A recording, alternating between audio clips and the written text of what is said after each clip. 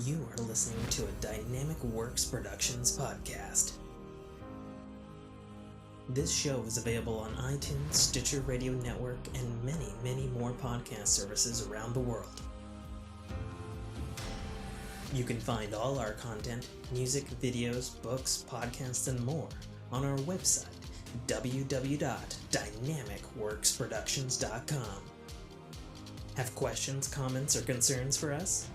Head on over to the social tab on www.dynamicworksproductions.com if you'd like to talk to us. Now, on with the show.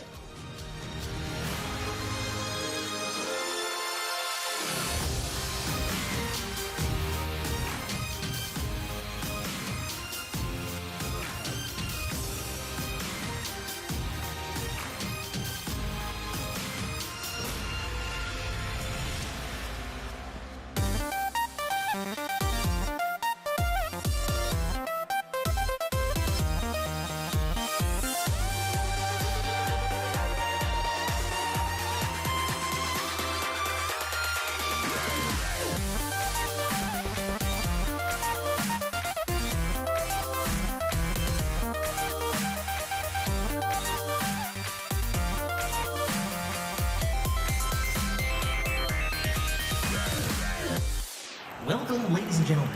In this year, coming to you live from California, checking in at 5 foot 9 inches at 160 pounds, you know him as the man who holds his computer together with a Lego brick, the iron stomach, the indomitable grayscale, the one, the only, the nastiest of Foos, Foos.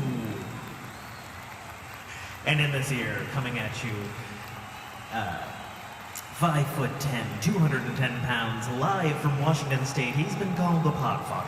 Linuxisthedemon, the mercurial pidgeon. With over 300 episodes of podcasts recorded, it's the one, the only author, podcaster, gamer, and occasional streamer, Tim KA TROTTER. And this is the Fork in Your Ear podcast, episode 187, Fight Night.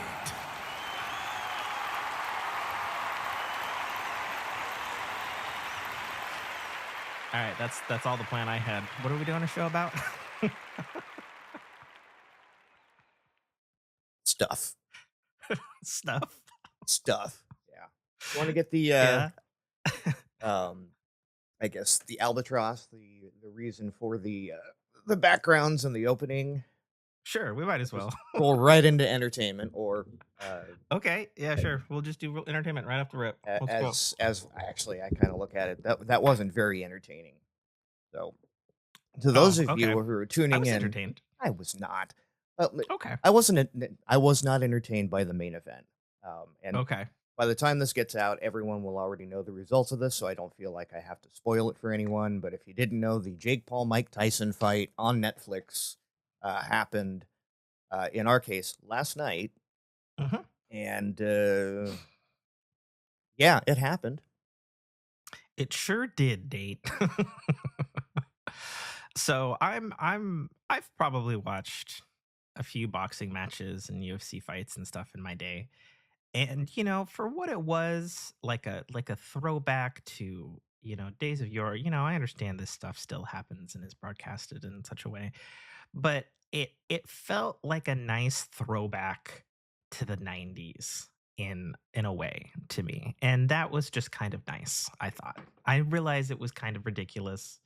I guess. I Jake mean, Paul shit. I've watched a lot of the, especially the Tyson pay-per-views and whatnot. So yeah, I'm Mhm. familiar with the spectacle, and it was more close to that, like that '90s throwback, than I expected it to be, like a WWE style. Yeah, I felt a little bit of A little bit of it, WW, but little bit of WWE in it, you kind of to be have to in honest, this day and or age. WWF or whatever it's called now. But yeah, it did have a little professional wrestling spin, but Mhm. again, not so much. It wasn't, oh, they had a lighted up walkway. It was more technology than it was, Sure. bombastic intros and Yeah, it actually reminded me a lot of ways of like some carryovers from stuff like the Super Bowl and stuff with like the sure, 3D stuff over the audience, scorecards, all that kind of stuff. right.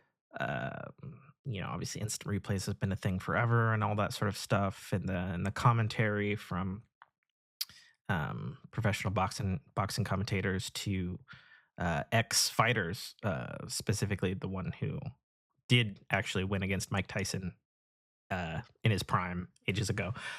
I don't know that he did. That's what he did. That's what he. So okay. So for me, and we'll talk about our watching experience, because I don't know why I thought like the fight was gonna it was gonna be like an hour and it was gonna be good. So I got off work at like 4:58, and I turned on Netflix and I poured myself a bath and jumped in, and there was all the pre-fight stuff. There was the fight with Not familiar with undercards and the way that whole thing works out. Yeah, I have no fucking idea. I was like, oh, what is there's the 6 fights tonight before the big fight. And I was like, ah, shit. So I watched the first fight, which I thought was underwhelming as hell. I watched a little bit of the second fight, but I was kind of distracted because the wife came home, had to make dinner. I was kind of watching it casually with subtitles. That was the one with the pink gloves and the pink boxer. Yeah, Mario Barrios. Pink thing. Yeah, which Julia I think he Gulia. won, Yeah, I'm pretty sure. Yeah. And I was actually interested in the women's fight because they were really hyping that one up because it was like the co-event, because there's an actual belt title involved for that one, I guess. Yes. But I unfortunately only got to see snippets of it because while the wife agreed to watch the Mike Tyson Logan Paul fight, because I think whatever the fuck his name is. Big difference. Douchey YouTube guy. Yes. That doesn't differentiate the two. The douchey YouTube guy who was actually muscular. Yes. That one. Yeah, so she agreed to watch that, but she also wanted to watch other stuff. So I kind of had it just running on my phone while I was playing Nikki. I had it in PIP, like all good Americans have had sports and fighting matches on some screen of some kind over the decades. Yeah. So I was kind of casually watching the chick fight, which might be reductive since I guess they're like super duper professional people. And I would kind of look over and I would just see their faces get bloodier and bloodier and bloodier. Right. And I'm like, holy fucking shit. So what's her name? Basically grow a new eyeball. Yeah, I was like, oh my God. Like it was pretty wild. And the post-fight interview on that was just like, talk about sour grapes. Curiously, I feel like I'll probably be watching that again tonight on the big screen with the wife because I didn't see the full fight. And by all accounts, especially according to everybody and their mother, after the big fight, that was the real fight of the evening. Yeah. And I think, I don't. So my wife was way more familiar with Logan Paul. Jake. Is that his name? Jake Paul. Jake from State Farm. Okay.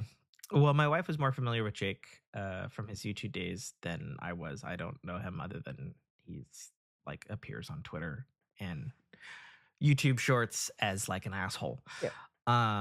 So I didn't know anything about, he'd been quote unquote doing some professional stuff for the last 4 years, which I guess only amounted to like 10 fights or something. Yep. And a bunch of knockouts, which I guess is good, but in looking at it in retrospect after the fight, he was 10-1 with 6 knockouts. I guess he was fighting a lot of retired UFC or boxing people, so his age and fame were definitely advantages. In all of those, and he was also not fighting them like he fought a couple of good fighters. Nate Diaz and Anderson Silva are icons in UFC, but they're not boxers. So he challenged them to boxing. Yeah. Right. So they were limited in their skill set of what they were allowed to do. Yeah, because UFC would be a lot more. Yeah. He's also fought and challenged people that were out of their weight class. Like they had to Yeah. come up and wait to fight him. Hmm. Yeah. So So, I mean, I guess I'm obviously getting a bit of a crash course education because mhm, I've never, whenever I watched these in the past, it was always, either it was on at a bar or I was over at somebody's house and they had it going or something. right, And I'd be like, I know, stuff from like, oh God, what was the game? Was it EA Fight Night? EA Fight Club probably, Fight? yeah. Fight night, One fight of one one of through those. Like three, yeah. I've played boxing games, I've played WF games and UFC games. Not like religiously, but Right. give me a More than controller and Mike it's Tyson's Punch Out. I mean, I played a fair amount of Right. actual Mike Tyson's Punch Out because But I'm that old. yeah, But not but yeah. like actual fighting games where there's technique, not Yeah, right. yeah, It's yeah, not yeah, yeah. button And you're mashing and like timing. you're clenching and Yeah. and that sort of stuff and that sort of stuff. So, I've definitely appreciated it from a video game standpoint and obviously the skill and um athletic composure that's required to take these hits. And obviously, Mhm. being older and battered and bruised myself right now, I understand, getting hit by things and swelling and things that happen Mhm. frequently and consistently. So, it does take a lot to be in those rings. Right. Um, and obviously, um, being of the younger generation, I'm still aware of Mike Tyson and the legend and the ear biting, and the tons of parodies on The I love Simpsons. that that's your legend of Mike Tyson is the ear biting. I mean, it gets around, Oh, I know. because it's like, the first time you're like, oh, yeah, and there's like that boxer who bit somebody's ear off. And I was like, what? Who did that? Right. And like, And see, it's like because definitely and again, it's that 10-ish year difference here. Like I have a sure. completely different like Yeah, my Mike Tyson memory and story is like long before that's a blip on the radar. exactly. Because it was only that one time, Right. and the rest is his 44 knockouts, which is an Yeah, insane 60 amount of 60 just fights holy. and 47 knockouts, something like that. It's Yeah, absurd. And 22 of those within the first like 2 rounds. yeah, yeah. So I think a lot of people, given his history, despite the 20-year gap in performances, although I guess he did a fight in 2020, apparently. Um, Yeah, exhibition against another um, old dude. Everybody and their mother, and you could tell it in the special too, like when the Paul guy, since I'm not going to get his name right, I'll just go with his last name. Since the Paul guy Just remember, Jake arrived, from State Farm, not okay, Wolverine, not Logan. but that confuses me more Okay, because now I just think Jake from State Farm. right. Um, like when Paul arrived and when Mr. Tyson arrived, like nobody was fucking cheering fucking Paul, and then the stadium erupted when Mike Right. got out of the car, and it's like, okay, I think we know which side the world favors here in Mhm. this fight for sure, you know. And that's fine. Um, And Jake knows that and is branded as such, like his moniker. Like you have sure, Iron Mike Tyson, and then you have Jake the Problem Child. Like yeah, he knows yeah. it. He knows it. He owns it, and he plays into it. I mean, regardless what you want to say about like his douchiness or whatever, and the fact that he's got a lot of money, you can't say that we wouldn't have had at least an entertaining night without this guy. Right. You know what I mean? Like this stuff would have never come together. Netflix would have never done a live thing. Has Netflix ever done a live thing? I thought that was interesting in its own No. right. And like Um, when you watch it this evening on the big screen, you probably won't be suffering through the technical issues. I don't know if you had any on your end, but oh, I did. holy crap, did I it just go did. to shit So and then came back? the You could tell they fired up like 100 extra servers because it was like nothing, nothing, nothing, nothing, I've nothing. already seen all the 4K. memes of Yeah, like you're not connected to the internet and like bullshit Netflix. yeah. So I didn't actually have those specific problems. I had on my iPhone, I had the app freeze Hmm. and crash a handful of times. On the Apple TV app on Netflix where we were watching the main big fight. We had it glitch and like freeze, like a bad buffer a Mhm. couple of times and drop and go up in quality. But it was mostly okay. But it was interesting because um, it was funny after the fight because like me and my wife were like basically like fucking get him, Mike, fucking rip his fucking face off, fucking destroy this fucking tuber, this tuber goober, Mhm. Um, and then obviously the fight did not quite go that way, unfortunately. Didn't go anywhere near that way. It didn't even Yeah. try to go that way. I mean, I think there was a ton of things, obviously, and in the post game stuff and the analysis and the Reddit and stuff, like, okay, yeah, there's a fucking 20-year difference. He went into this fight with 20, this 30. 20 plus year difference. Um, There, like a you know, whole U worth of age difference. Almost. thanks. Okay. Jeez. He had a knee injury, of which we still don't quite know what exactly happened because I guess they were supposed to fight earlier this summer and it Yeah, got but that postponed. that got And I postponed was due like, to interesting. due to an ulcer. Oh, it's an ulcer? Yeah. Oh, okay. So he had some Fair like enough. major stomach issues that hospitalized him, and that took him out of Mm. training regimen. And they both agreed to postpone it till now. So had nothing to do with the knee. I mean, I feel like it had a lot to do with the knee. So No. the The analysis. postponement.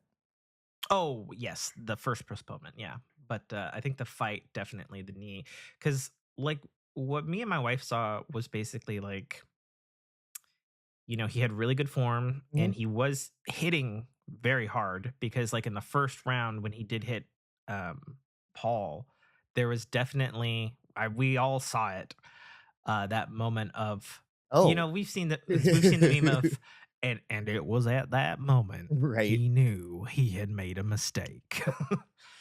you know and that's what one of the commentators who was one of the guys who won against Mike, one of the only two guys who ever won against Mike. I guess three now if you want to count last night's fight. But he was saying he's like the thing about Mike is like Mike hits hard. He's like, I know that's a thing people say. Obviously, Right. in a game in But a you don't sport about know punching. He's what like, hard but is until you Mike actually get hit by him. hits hard. Yeah. And he's like, and then the other thing, and he's like, when I was punching him, you know, his neck is strong. Yeah. Like you can't do nothing about that neck. And that's a lot of way to take down fighters. And he's got a strong neck, So I really appreciated his commentary, especially because he's like, he knew, what Yeah. he's capable of. He fought him in his prime. He's a professional fighter. So his commentary on it was, I thought, quite insightful and invaluable. And him pointing out, even in the fight, he's like, I think he's paying attention too much to his injury on his knee, and he's limited in his movement because every time he starts to get fired up, he steps on it and then he pulls back because he's hurt. Yep. And but I think the other thing that should be obviously commendable for Mike Tyson, other than fighting so many years after his prime, is getting in fighting shape. And I mean, he didn't go down at Right. all. And He that's was a brick fucking wall. And Jake And Paul the was no way slouch. he moved, Yeah, Jake Paul like was no the left slouch. and The dude can hit. Can he hit like Yeah. Tyson? No, but he can no. still hit. And he landed 98 shots. Yeah, it was a lot of shots compared to Tyson. Tyson played it way more defensively. Or sorry, Tyson threw 98. Jake Paul landed 76. Yeah, it was basically way in favor of Paul, and obviously Paul used his age Right. and his uninjuredness to dance circles around And Tyson, a which is significant like 5-inch reach advantage, which again, if you're yeah. a say a fan of the sport, Mhm. those stats matter. Yeah, I would assume so. I don't know shit about this part. No, just picture 5 inches. Yeah, no, And that I means can. I can hit you before you can even touch me. Yeah, that's true. But yeah, no, I think it was entertaining. Yeah. It pulled in people like me who don't watch this sport you know, and I don't even care about the other guy. I watched it for the Mike fight. I was like, yeah, I would like to genuinely see a Mike fight now. And it actually got me interested in wondering, well, for two reasons because my wife had quite a bit to say after the fight. Because she was like totally not interested. We were watching 2 episodes of Castle right before the big fight and stuff, and we watched Thing, and she was like yelling and hooting and hollering at the TV, you know, get him, fucking destroy him, and all that sort of shit. And the fight ended, and even though it didn't go Richard Castlebook that's blinking in and out of frame. Oh, nice. Right on. You know, she actually likes Castle. I don't think she actually has books, and she's a huge book nerd. Maybe I'll get her that for Christmas. Yeah. That's actually a good idea. I'm actually going to very much written like an episode.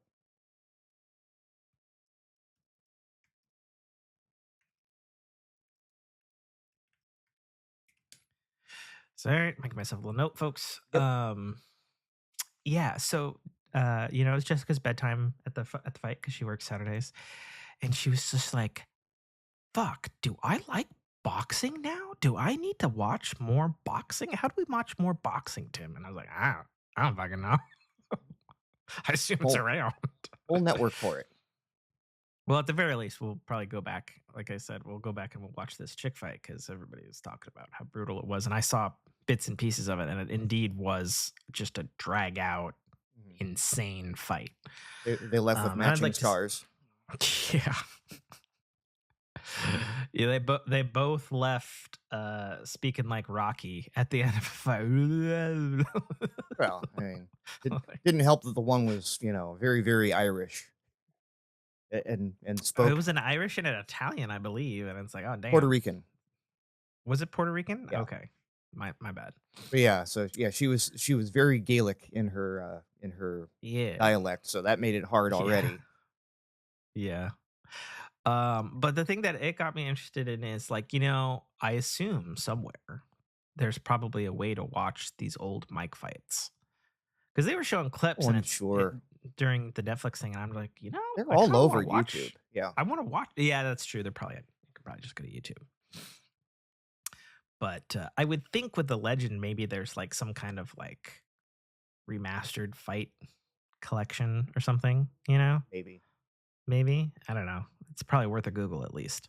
And I know there's there's and again, anyone that doesn't want to sit there and just drop money on subscriptions and shit, like Pluto, Tubi, all the, you know, free TV services do have. I know they have at least 1 or 2 like combat sports specific channels, and you know, every now and then when I just need background noise on, I'll throw that on. You know, okay, when I need to see someone's life get worse than mine, kind of thing. Oh yeah. Okay. Oh gosh. Yeah, so that was Netflix's big fight night. I guess huge number of people streamed it. Huge number of people were there in the stadium. It was a huge draw. It was a big deal. That in and of itself, that's another thing that most people don't realize. Arlington Stadium, that is the Dallas Cowboys stadium. Yeah, they, you know, 110,000, and ironically enough, they said 170,000. Well, yeah, just for a football game. So yeah, you can add another 60,000, and true. It is the second. The plot of land in the center is much smaller, where the main show's happen. Yeah, but it is the second highest capacity, and not by much. Like it just missed the record by a little bit. Oh, really? Yeah. Wow. Yeah, that's cool. That's a draw. That's like, yeah, it is huge. You took a swing, whatever his production company or his promotion company, MVP, like they took a swing and knocked it out of the proverbial park. But again, just the production quality, everything, and to do it not pay per view. Like, I mean, that you still got to subscribe to Netflix, so yes, but a lot of people are right. Whereas back in my day, back when we used to watch the Tyson fights, you had to pay the cable company on top of already paying the cable company. All about the pay-per-view and the And then the bars that had the illegal hookups and all Hmm. that stuff. Yeah. Oh yeah. So yeah, that was, and again, for all the technical foibles, I think Netflix managed it pretty well. Yeah. Like, Yeah. It was I good. don't Well, know and I that they guess even knew it was going to draw that big of viewership. no, but also it's a good test run because I saw at the end of the thing that they were also promoting the fact that I guess they've got a bunch of NFL stuff Hmm. for Netflix next year, which is big. Hmm.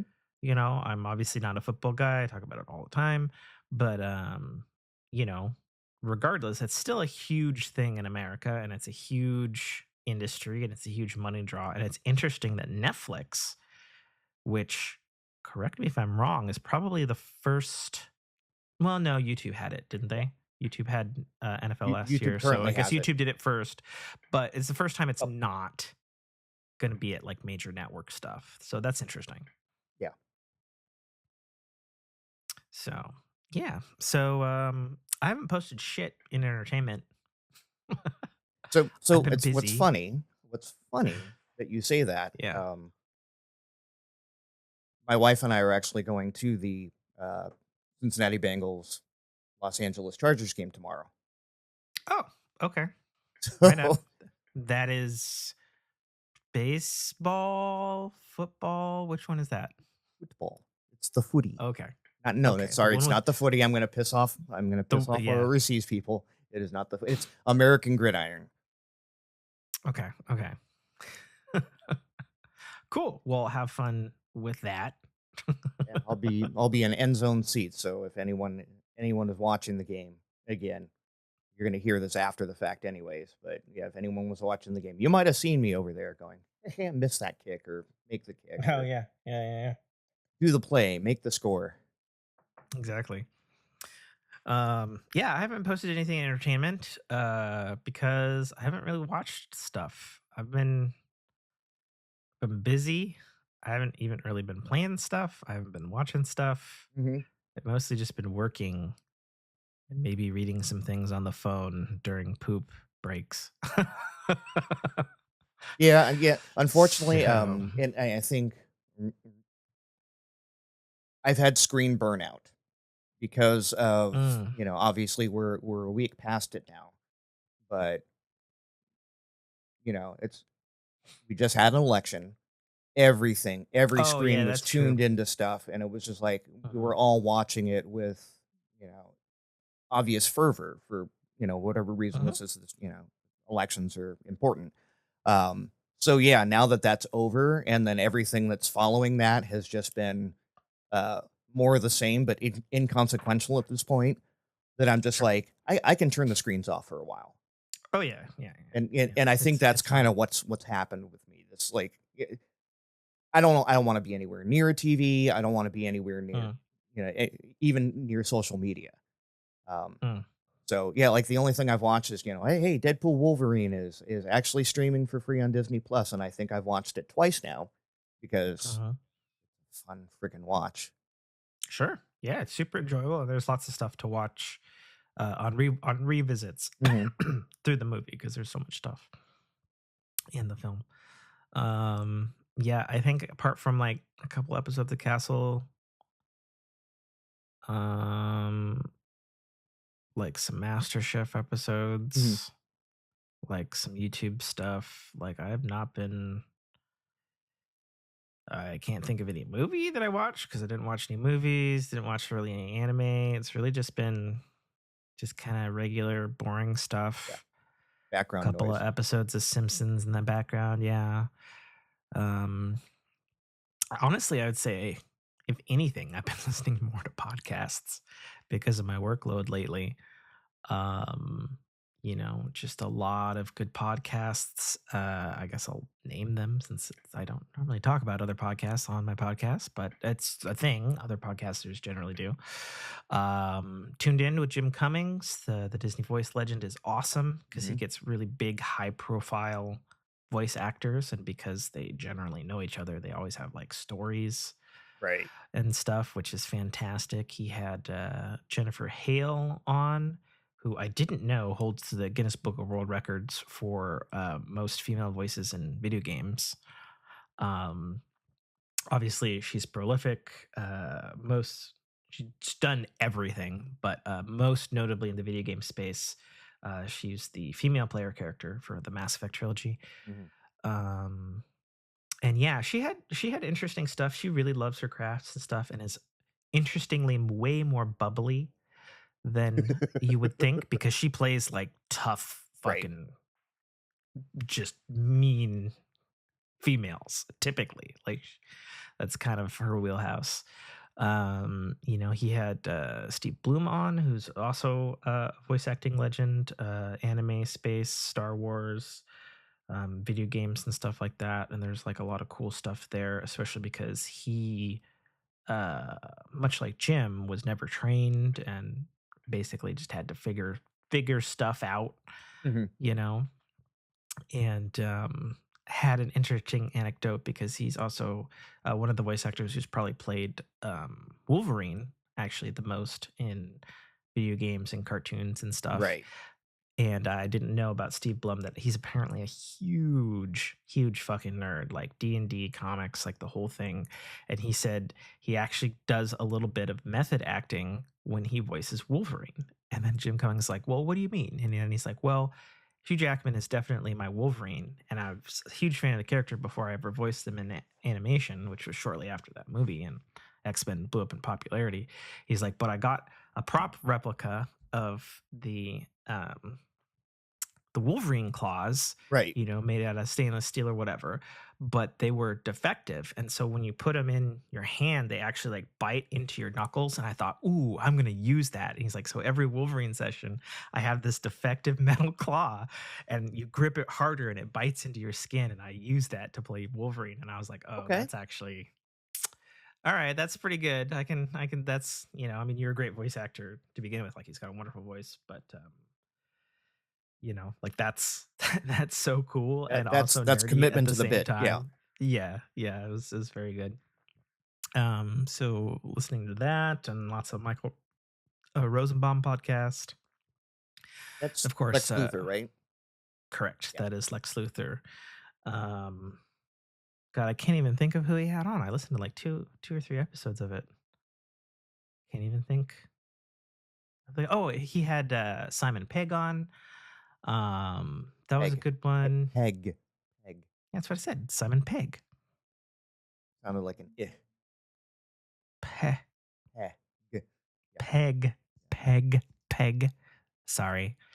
And then obviously I've been listening to lots of Sacred Symbols and Collins Last Stand media podcasts, because that's also what I do. A lot of good stuff in there.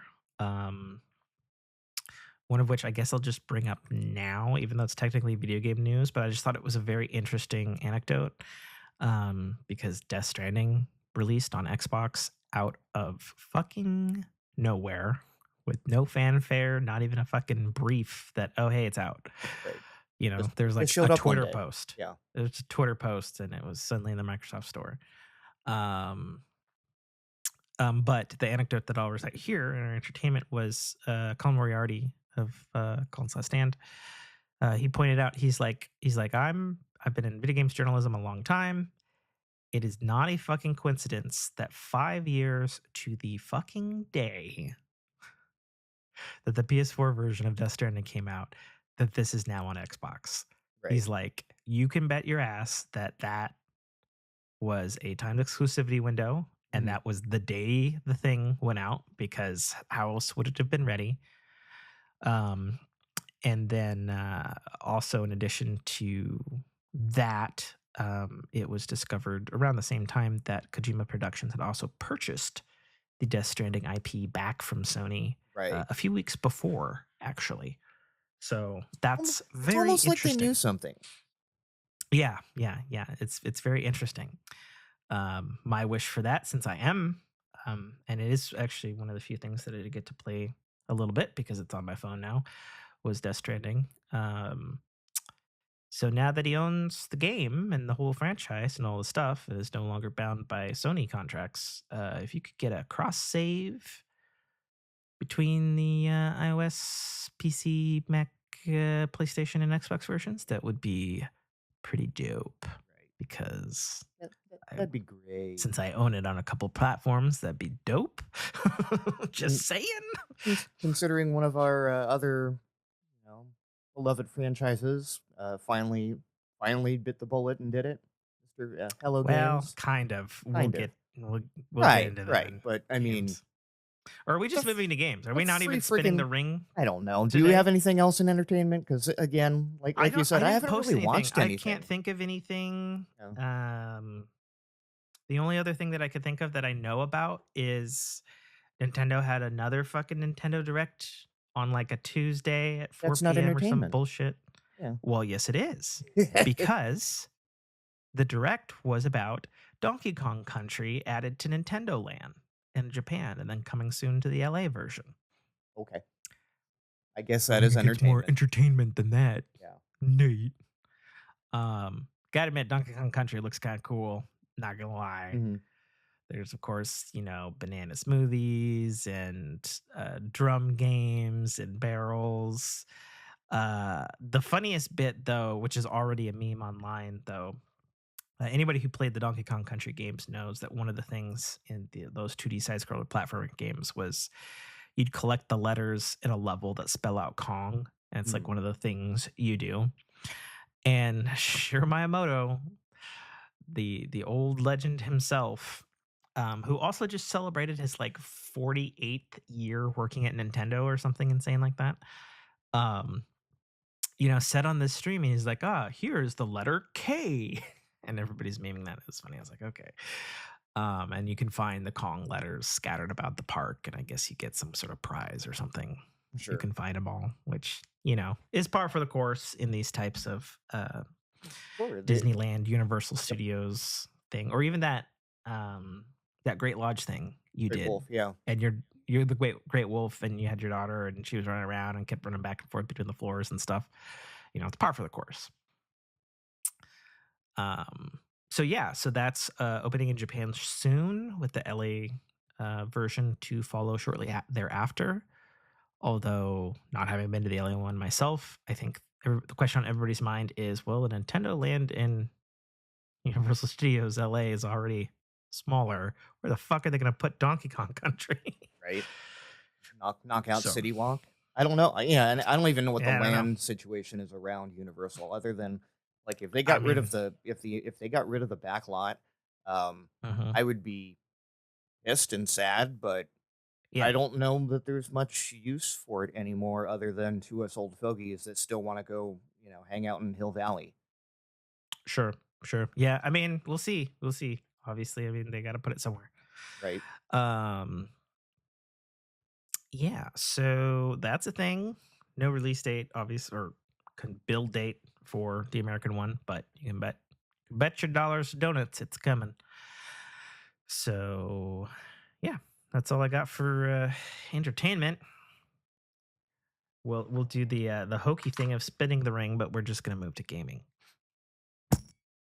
Oh yeah, Bell works better. I don't need to put the ring up to the mic. Yeah. Did I post anything in gaming? I didn't do the breaks like I did last time. Yeah, we have the No Man's Sky thing, which I know wasn't like. Oh yeah, I already talked about Death Stranding, and yeah, so big news, but also I'm personally not happy with it because I don't have it. So No Man's Sky finally, which is something I've been saying on the show for years, finally announced full cross save between all No Man's Sky platforms. Mac, PC, Steam, Xbox, PlayStation, PlayStation 4 VR, PlayStation 2 VR, Nintendo Switch, all of the versions, PS4, PS5. Okay. All of the things. I'm waiting for the but. Yeah, so the big but is it has released in a beta capacity.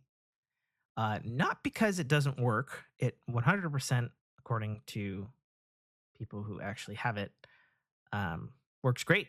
It works the way it's intended. It's a big, huge technical accomplishment because No Man's Sky is a kind of a wild beast of a game in terms of its code base, quite literally. And then also multiple platforms and having the same thing because their universes have already been separate. So I don't know how that works in actual play. It's like, because like No Man's Sky, so it's 75 quintillion planets, which is a astronomical number. But like if you're at the same, say you're a planet 17 in the Nintendo Switch version, that planet will not be the same as Planet 17 in the Xbox version. They are not. They are not the same universes.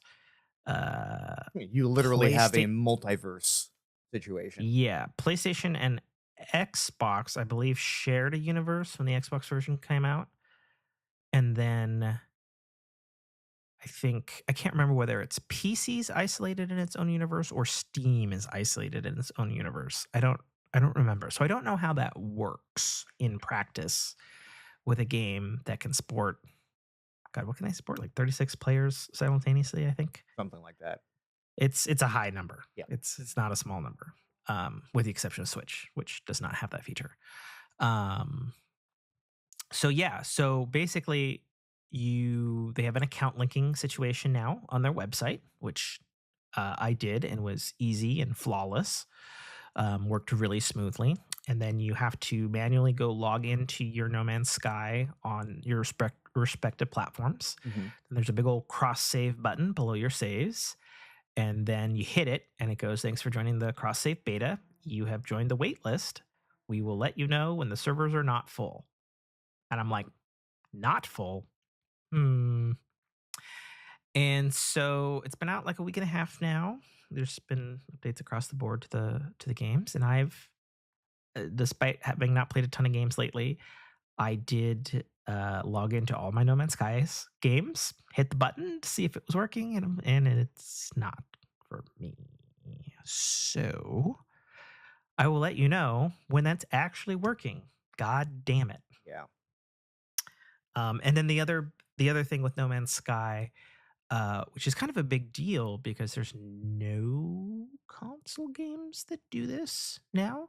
No Man's Sky's PS5 Pro patch came out, and they support 8K with apparently flawless stuff.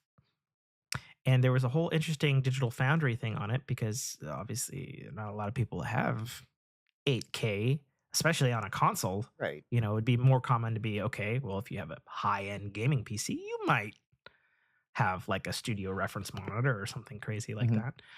And in fact, so basically there are two takeaways from this. Number one, No Man's Sky's engine team is cracked and just we already knew can't help themselves be like, yeah, we'll fucking make it run and do whatever shit. Because we're code wizards. Yeah, and again, if they can make it run parity between high-end consoles and Nintendo Switches, yeah, they are code wizards. Oh, 100%. I mean, we already knew that when they had the Switch version. Right. Because they said way back before the PS4 version was like, the game is extremely CPU heavy and you need at least a decent CPU to do all this procedural generation. And if you don't have that, whatever. And then, they said that way back because at this point the game's 26. Not good at math, Nate. 2016 to 2024. Older than my children. Yes. There you go. Older than your children. 8 so years. I mean, 8 years. They've done crazy things before, and clearly will keep doing crazy things because they can.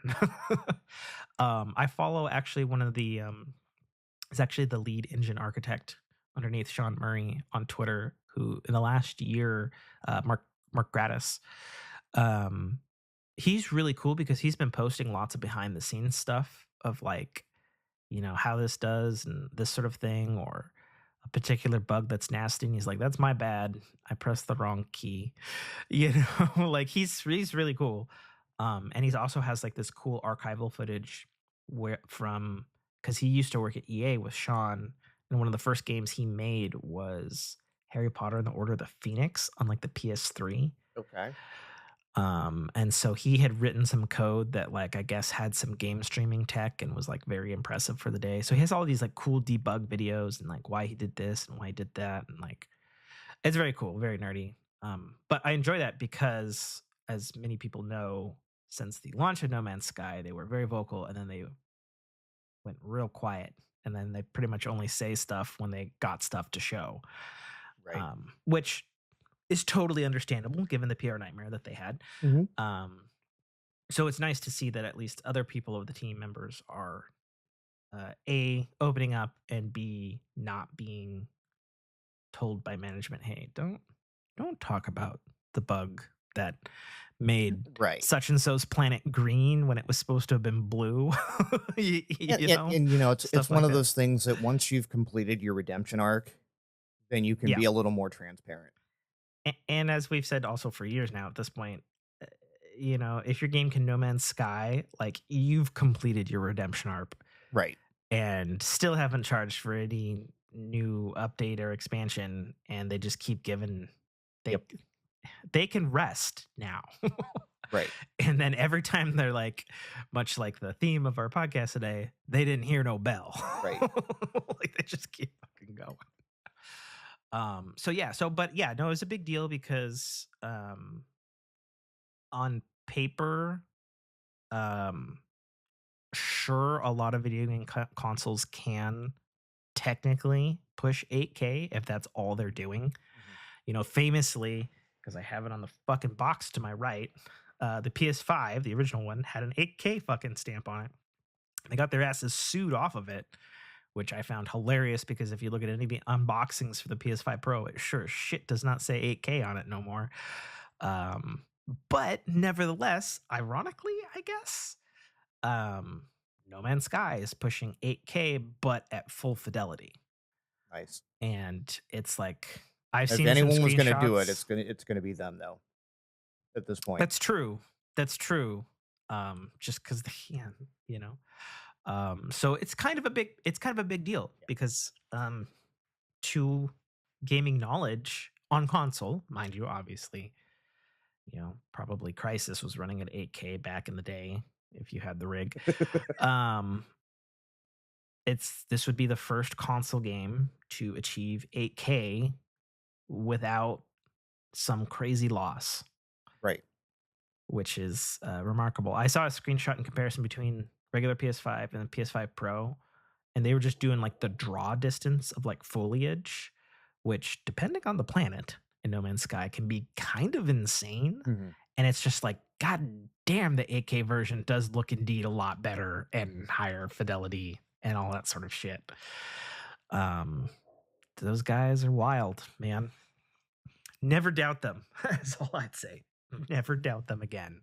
They have a special kind of sauce or smoke or something. So that's the thing. If you can get into it, as we stated, Death Stranding is now available on Xbox. The big surprise is that it's 50% off. It is $20 right now on Xbox, and it's only for like another 5 days as of this podcast, November 16th. Okay. So if this podcast comes out quickly,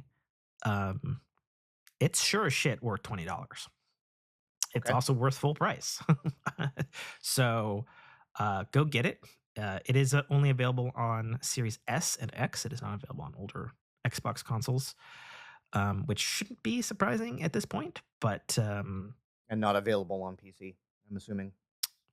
It's been available on PC for a while. No, but I'm through like the Xbox store. I don't think so. I mean, it might be because it's been on PC already. Gotcha. Like it's been on Steam for like 2 years or something. But regardless, $20 for not just a Hideo Kojima game, but the most recent one and the director's cut version. $20 on Xbox. I mean, that is a bargain. Digital Foundry's already done their review, their technical review, and two things of note of that. Number one, the Xbox Series X version is flawless, apparently. It is pound for pound, absolute parity with its PS5 and higher end PC version. But they said doubly surprised, but maybe not so much as a surprise. The Series S version, which is often cut back, is pound for pound a match for the PS4 Pro version, which Nice. was already the better version of last generation consoles. And they made it a point of saying, is like, well, at this point, this is the first time there's been a Sony-owned IP gone back to the developer using Sony's Decima engine from the Guerrilla Games Horizon Zero Dawn guys and Mhm. Killzone team that has now been, it's a cross-platform engine at the very least from their studio perspective, because it's on Mac, it's on iOS, it's on PC, it's on Xbox, it's on PlayStation. Like, and all of the versions run supremely well. And they made it a point to, since, and also the version of that engine is the old Decima engine. It's not the Horizon 2 engine, or Right. presumably the version they're using for Death Stranding 2. But they're just making a point of like, well, Hideo Kojima Productions, obviously, they have some old school talent in there and real good code wizards, but also they wanted to point out that Guerrilla Games engine is very adaptable. Mhm. And that's something that they would hope Sony maybe looks into, since it's already running on, a fucking phone with PS4 parity. So, who knows? Will we get stuff like Horizon Zero Dawn 1 on Or iOS? I don't know. even to a lesser extent, we have another licensable game engine that isn't Unreal, Yeah. right? Yeah. But since Sony owns a chunk of Unreal, that might not be in their interest. Right. Who fucking knows? Who fucking knows? I keep looking at the way the industry is going and how everyone's just like Unreal 5. It's just it's an absolute beast. It is. And It's an absolute beast that, not unlike Unreal Engine 4 in the early days, doesn't always run good on base current gen consoles. Right. And with no other like viable option, that could get bad for gaming real fast. I mean, there's still Unity. Right. There's still Unity. And there's, look no further than half of the big budget mobile games from South Korea and China that are using Unity, and they're using it quite well to almost the same degree as Unreal. So we'll see. Do you want to talk about the badness that I guess you did a facepalm gif for? I mean, I don't know. It's just, again, every time you hear these little success stories, and you're like, all right, the little engine that could, and you're like, look at this little scrappy developer and these scrappy games coming up and taking, oh, look, someone got arrested for doing something stupid. Yeah. Yeah. This is why we can't have nice things. And to that end, it's Marvel Rivals and Destiny Rising employees at NetEase arrested. What you say? Oh, 2 billion won, which is about, $280 million in money laundering. Cool. Lovely. I mean, yay to NetEase for having that kind of money that can just go missing and nobody notices. True. Big facts. Oh. Are you still playing Destiny Rising, or is it even still available to you? I think it is. I actually haven't had a chance to sit down and open the phone. And again, I'm not blue stacking it because we know I'm not on an ARM platform. You can blue stack on not an ARM platform. It runs like crap. Oh, you've tried? Yes. I've tried with lesser games, and it's like, no. Okay. Yeah. Okay. I mean, I continue to hear nothing but good things about Destiny Rising. Yeah. I've watched so far, a couple of videos. And I'm in the developer Discord for it. Me too. And it's like everyone's been saying, you know, like they report the bugs that they see, and they seem to get noted and patched, and Yeah. so you know, in its development cycle, it's a legitimate game, and people seem to be happy with it. I can't wait until it actually hits release and see where that goes. Yeah. Because Yeah. I think it might scratch the itch for a lot of people that were just kind of done with the Bungie reign of mhm. the IP. Yeah. I mean, I've said it before, I'll say it again. I'm still very interested in it, especially because I do play a lot of mobile games. Mm-hmm. I'm interested in a different developer take on Destiny for sure. Mhm. As stated before, I am definitely very much done with the Bungie era. The final shape was the final Destiny for me Mhm. on console. So we'll see. We'll see. Speaking of my other, perhaps equally passionate love of space gaming, as Nate makes the weirdest eye face. You didn't hear my stomach just make that awful Nope. noise? Okay, good. No. Good, Oh, Mike. okay. Astroneer released its first ever paid expansion, in 8 years of the game being available, because it was available about 8 months before No Man's Sky actually came out. Mhm. And they share quite a bit of similar stuff, although they are ultimately very different games, but both are in the survival space procedural generation genre. Sure. Astroneer also being a little close to home because it was made here in this state. I met many of the developers, including one of the original founders of the studio, who was the guy who programmed the Warthog, who then also killed himself a little bit later. But the studio soldiered on to success. So Astroneer's Glitch Walker released on all platforms except for Switch on November 13th, because the Switch version is usually about 2 months behind the main versions. But they do support it with full parity. It's Right. just they are a very small team of Hello Games size, and they are good people, and I like them, and I enjoy their product very much. But they are obviously not Mark Gratis just making 8K for the fucking hell of it. Right. Even though they did get Astroneer to run on the Nintendo Switch, which is quite a feat, because that's an Unreal. They use Unreal Engine 4. And Astroneer is definitely a game that brought the original Xbox One to its knees. At least in the early days, it's very stable now. Right. They ran their pass filters on it and cleaned it up, and Yeah. that's basically what they have to do for Nintendo at this point. Is like, we've got it, we've got to run it through our optimization. Well, and it was always one of those things. And I follow them very deeply. Like I watched the Twitch developer interviews and all the stuff and the logs. I've been following them for years. Have an Astroneer shirt and a press badge and all kinds of shit from them because they're awesome.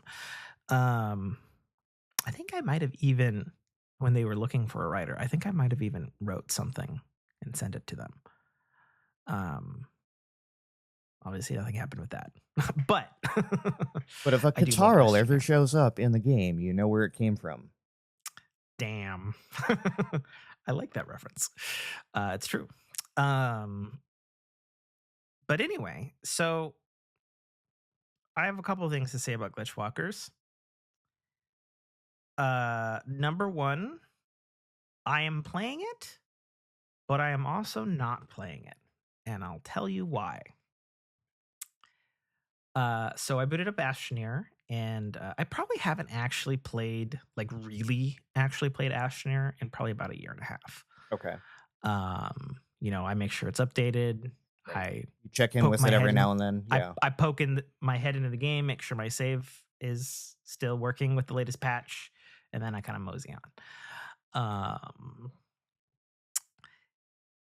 So the first thing that I encountered with Glitch Walkers was, of course, the app fully crashing my Xbox Series X, which is not great. Like, we're talking black screen, like the X went off my Xbox, like, hello? Xbox, are you okay? Because I just got you repaired this year. Xbox So said nope. that's it's not a good bug. No. It did only happen once, I might add, but nevertheless, it did fucking happen with Astroneer. Not a good one, especially because Astroneer still uses the hybrid native app on both the PS4 and the Xbox One. So they're not officially recognized in the code base as like a PS5 or a Xbox Series title, but Gotcha. there's a button inside the game to say, "Hey, we actually have a lot more RAM than 8 gigs on the base consoles, Sure. and we can load things better and faster if you toggle this." So it's one of those games that's like, quote unquote, next gen, now current gen console aware Right. if you click a button. It's And I definitely clicked it that button. hasn't optimized, but they don't actually advertise and market that it is optimized for next gen Yeah, systems. and I think specifically with the Xbox, it also means that they can't take advantage of the full speed of the SSD because because the way their dev kit works with Right. Xbox, I think you have to be a Series XS enabled title. I could be wrong about that. I'm not a developer, Mhm. but And it could be one of those who it's like, knows? yes, we could do this, but now it splits the code base or breaks the old Yeah, code on the older systems. So yeah, why not just um, if it ain't broke, like yeah. if We'll it's see. working, it's working. Could it work? Oh, we could shave another quarter second off your load time by clicking, making it certified. And like, do you care? I mean, I do, but yes. Right. But I mean, if it splits the code base, then Yeah, they're right, already dealing with enough platforms right, as is. Like, I understand why they didn't do that. And they stated why they didn't do that too. And that was years ago. And I doubt it would change. sure. So a couple of things. One, the expansion is only $10. Good on them. And you get a mega planet, which apparently has multiple biomes, new story, a villain, which the game has never had before, and tons of new gadgets and interactions. Okay. All of which I have not gotten to yet. Because you have to actually play the game to Well, get to those. no. So, two things. One, a couple things that I'll tell Astroneer people. Number one, I encourage people, if you're Astroneer fans, to jump back in and purchase this DLC because they've stated basically um, If you don't, we go they away. no, they're working on another game, but they have stated that this will determine whether or not they make more expansions or like a sequel. Sure. Okay. If anybody's interested in this game that's 8 years old and they just released their first expansion, because primarily they've been supporting the game by pushing it onto new platforms like Switch, and they've had like a skin store and seasonal events for like a long, long time. Um, but this is definitely a game that your daughter would love because Okay. it's basically Minecraft space, and it has that cute on purpose Nintendo 64 high resolution art style. Okay. It's not violent. It's about crafting and science and building spaceships and railways and cool stuff. It has an adorable, lovable, all ages aesthetic that's super cool. Big fan of their art aesthetic in Astroneer specifically, just because it kind of, for me, it hits that it's totally modern, but it's also retro at the same time. Right. Um, Super good game. Um, so yeah, so I encourage people to grab the DLC if you're even passively interested in Astroneer, just because it's $10. They're a good developer. They've earned it, in my opinion. Whether or not the DLC is good or not, I don't know because I haven't fucking gotten to it yet. I think that they probably could have published a little earlier in terms of information is you have to do a specific quest line to unlock the DLC. And then this is what they officially wrote up. Something happens on the quest line, and then you get loaded essentially into another area complete with its own save that's separate from the solar Yeah. system that So I just you kind of inhabit. saw the trailer going through here. But yeah, Hmm. they have bundled. If you don't have the original Yeah, Astroneer, they they have have a bundle. bundled 17, 18, basically $18 for the Yep. Blitzwalker, and then $25 for the deluxe.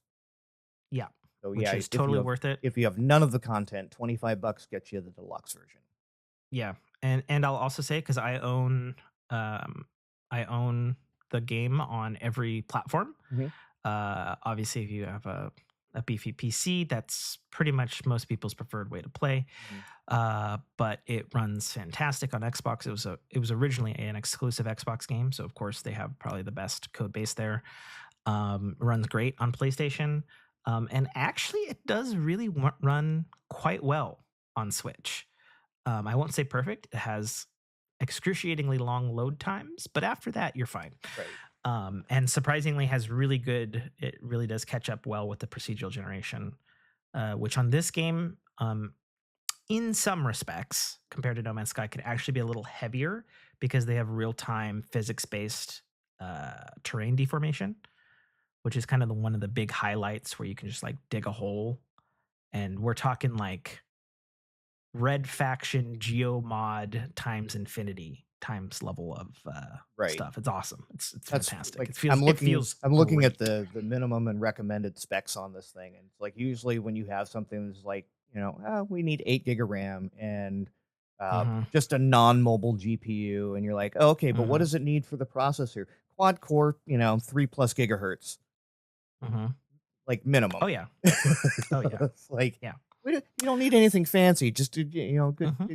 good processor in there. Yeah. Yeah. Um, yeah. So I actually purchased the DLC on both PlayStation and Xbox, and will also purchase it on Switch when that is available. Because I want to support my dev, and it's only $10, and it's like I have been playing since alpha Okay. on this game. So I was sold when I saw it at PAX, and I was like, oh, what's this game? And the gentleman came over and was like, oh, like this. And there's like a rover. And I was like, oh, this rover feels like the Warthog. And he was like, haha, yeah, well, that's because I wrote the Warthog code. And I was like, oh, I'm a big Halo fan. Thank you for your service, sir. um, but yeah, I've told those stories before. Yeah. But yeah, Astroneer, it's good. But as to why I'm not playing it, I'm going to National Lampoon or Harpoon, uh, friend of the show, good friend Daniel here. So I so Astroneer is amazing in co-op, by the way. Um, I played Astroneer in co-op a lot with Daniel. Mhm. And then he's Air Force, and he got deployed to the Middle East, and then we stopped playing, and I carried on, and then he came back and was mad that I had carried on playing on the save, and then therefore swore off Astroneer forever with me, and has continually held it against me for years. So when this DLC was announced, I think in September, so not too long ago, Mhm. I was like, okay, the DLC is coming out. It's going to It's a be new save. Yeah. brand new stuff. Well, it's a new save from a main save. Right. Um, like we'll be fresh. We'll have a whole new planet, new stuff. I won't know anything. And I said, will you be my Astroneer partner on this game Aw. again? If I make the promise to you that I'm not gonna fucking play it when you're not fucking playing with me, so you don't have to bitch and hold it against me for 4 fucking years. And he was like, "Yeah, sure." And so like I've been keeping him updated weekly, and then this week when it launched daily. And uh the first day to play it didn't happen. Um he got busy, no show. Okay, fine. Second day, which I had to request, with wife on days, like, okay, I have to request time to play in the evening that I'm not spending with my wife to play my space game that I really want to fucking play because there's all this new shit to play in. Loaded it up. We were going to meet. Um, and then I played. I actually streamed the game for like 4 or 5 hours. And dude didn't text, didn't call, didn't show. I was very upset. I decided to entertain myself by reacclimating myself to the controls and stuff of Astroneer and seeing what other new shit was in the game that I hadn't seen in a year and a half. Like I'd seen it, but I hadn't like played the game and like obtained Right. it and done it or played with it. There's like a hoverboard and like a sphere thing you can roll around in, which I'll admit I was having a ton of fun rolling around in the spear thing. I was like, wee, Like and a then I'd hamster fall in a ball. hole. Like a fucking like gladiator hamster ball Yeah. thing. Yeah, it was awesome. And then I'd fall down a hole and I'd be like, fuck. And I'd have to dig myself out of the hole and then I'd go, wee. And then I'd fall down another hole and I'd go, fuck. And then I'd dig myself out of the hole. I was having far too much fun with that. And then because it is a very science-based game, I was like, how do I make hydrazine rocket fuel? I used to know the ingredients. Is it this? Is it this and this? Where do I get that again? I feel like I vaguely remember where that product was and stuff, and like dicking around with stuff and all that sort of things. So I was having actually a ridiculously good time, despite the fact that I was not in the DLC. Right. And just fiddle farting. Um, Like, yeah, yeah. And so yeah, I got real mad at him, and then he was just like had every fucking bullshit excuse in the book the following day, which was yesterday. And then he's like, "Oh, sorry man, I got busy painting." I was like, "It takes 2 seconds to text." Like that it literally takes 2 seconds to text. He's like, "Oh, well my phone was dead." I was like, "You own an Apple Watch." He's like, "Well, I didn't wear it for painting." And I was like, "You have an Apple computer which receives your texts." You know? Like how long you two been married? you don't have a fucking excuse, you fucker. You fucker. And I even went so egregiously far as and I guess you maybe wouldn't know this, but so I have a I'm sure Android phones have this too, but on iPhone there's like a favorites list Mhm. of like stuff, and it's a very short list on my phone, and he was kind of around the middle of that list. And I Did dropped that you bitch took to him the off this? bottom. You took him I off didn't your take him top off the 8? list, but Oh, okay. he's on the bottom of the list. Gotcha. Like you're above him by where are you above? You're above him by 2. Wow. Thanks. You're on the list. That's This is some MySpace top 8 shit right it. here.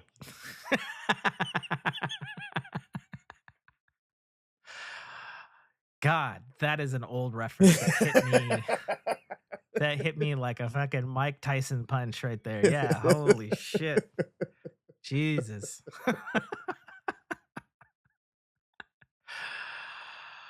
It's better to be on the list than off the list, Nate. That is true. It would make your life harder though if I was off the list because of the way we communicate about the show. Yeah, yeah. That So would be a cut so off nose, spite face thing. yeah. So I don't know if I'm gonna fucking play it with him or not. Like fucking it's ridiculous. I'd like to, but you're not even gonna fucking give me the common courtesy. Like, get the fuck out of here. All right, all right. Yeah. So I might end up playing it with Robert. I've already reached out to him. Only problem with that is he does work nights, so playing with him is a little bit challenging on the schedule. Is he also West Um, Coast like us, or yeah, he's West okay? Coast like us. Um, good friend, grew up with him at Boy Scouts, fellow Eagle Scout. I don't know if he's been on this show. He's been on like pretty much all my other podcasts, but he's also been on nights for like a decade. So I don't know. Yeah, I know how that goes. Weird vampire. uh, lovely guy, but he'll like text me at like 2 in the afternoon, be like, "Oh, you want to do something?" I'm like, "I'm at work." How many times have we been over this? We have different schedules, my guy. So Love you, but no. tell me what this weird score of 300 out of 1700 thing put in Discord. What? Your Was it score, where? 300 out of 1,700. Congratulations, you got 4 out of 11 correct, and you said something like, "I applaud Oh, the." okay. So this is on the video games topic. So recently, Microsoft has been pushing a new Xbox campaign. Uh, that is showing there's TV ads, YouTube, everything. Mhm. Like huge campaign. It's a very big push. And it's here's a picture of your Android phone. It's like this is an Xbox. Here's a picture of the Meta Quest handset. This is an Xbox. Here's a picture of a fucking HP laptop. This is an Xbox. Picture your iPhone. This is an Xbox. Mac. This is an Right. Xbox, etc. Like all these things, like Amazon Fire Stick. This is an Xbox, and like that's the ad, and them booting up to the cloud or Right. natively, depending obviously on the device. Yeah, they're really making the push for the Yeah, and it's unified. like on the one hand, that's probably good because Mhm. I feel like the public at large doesn't know that Xbox is fucking everywhere, Mhm. literally, in a very real, tangible. Yeah, you can get it. You get it right now by going to a web browser, for fuck's sake. Right. Um, so I think that's good from like a public information war thing. However, they do have this test, and I feel logically, like the test says, hey, how much of an Xbox gamer are you? Can you see which ones are Xboxes? And so I logically chose the ones that are Xboxes, like going back to the original Xbox, Right. Devices, officially like licensed devices that play like Xbox and stuff like that. But you You didn't pick know, the Motorola Razr. no, I'm not going to fucking pick the goddamn HP Omen laptop. Right. Like, I'm not going to pick, like, those are not Xboxes. Those are an HP Omen that has access to Xbox. Right. That is a different thing. And maybe I'm being trite and an asshole, Yeah, but but no. god damn But it. yeah, but no.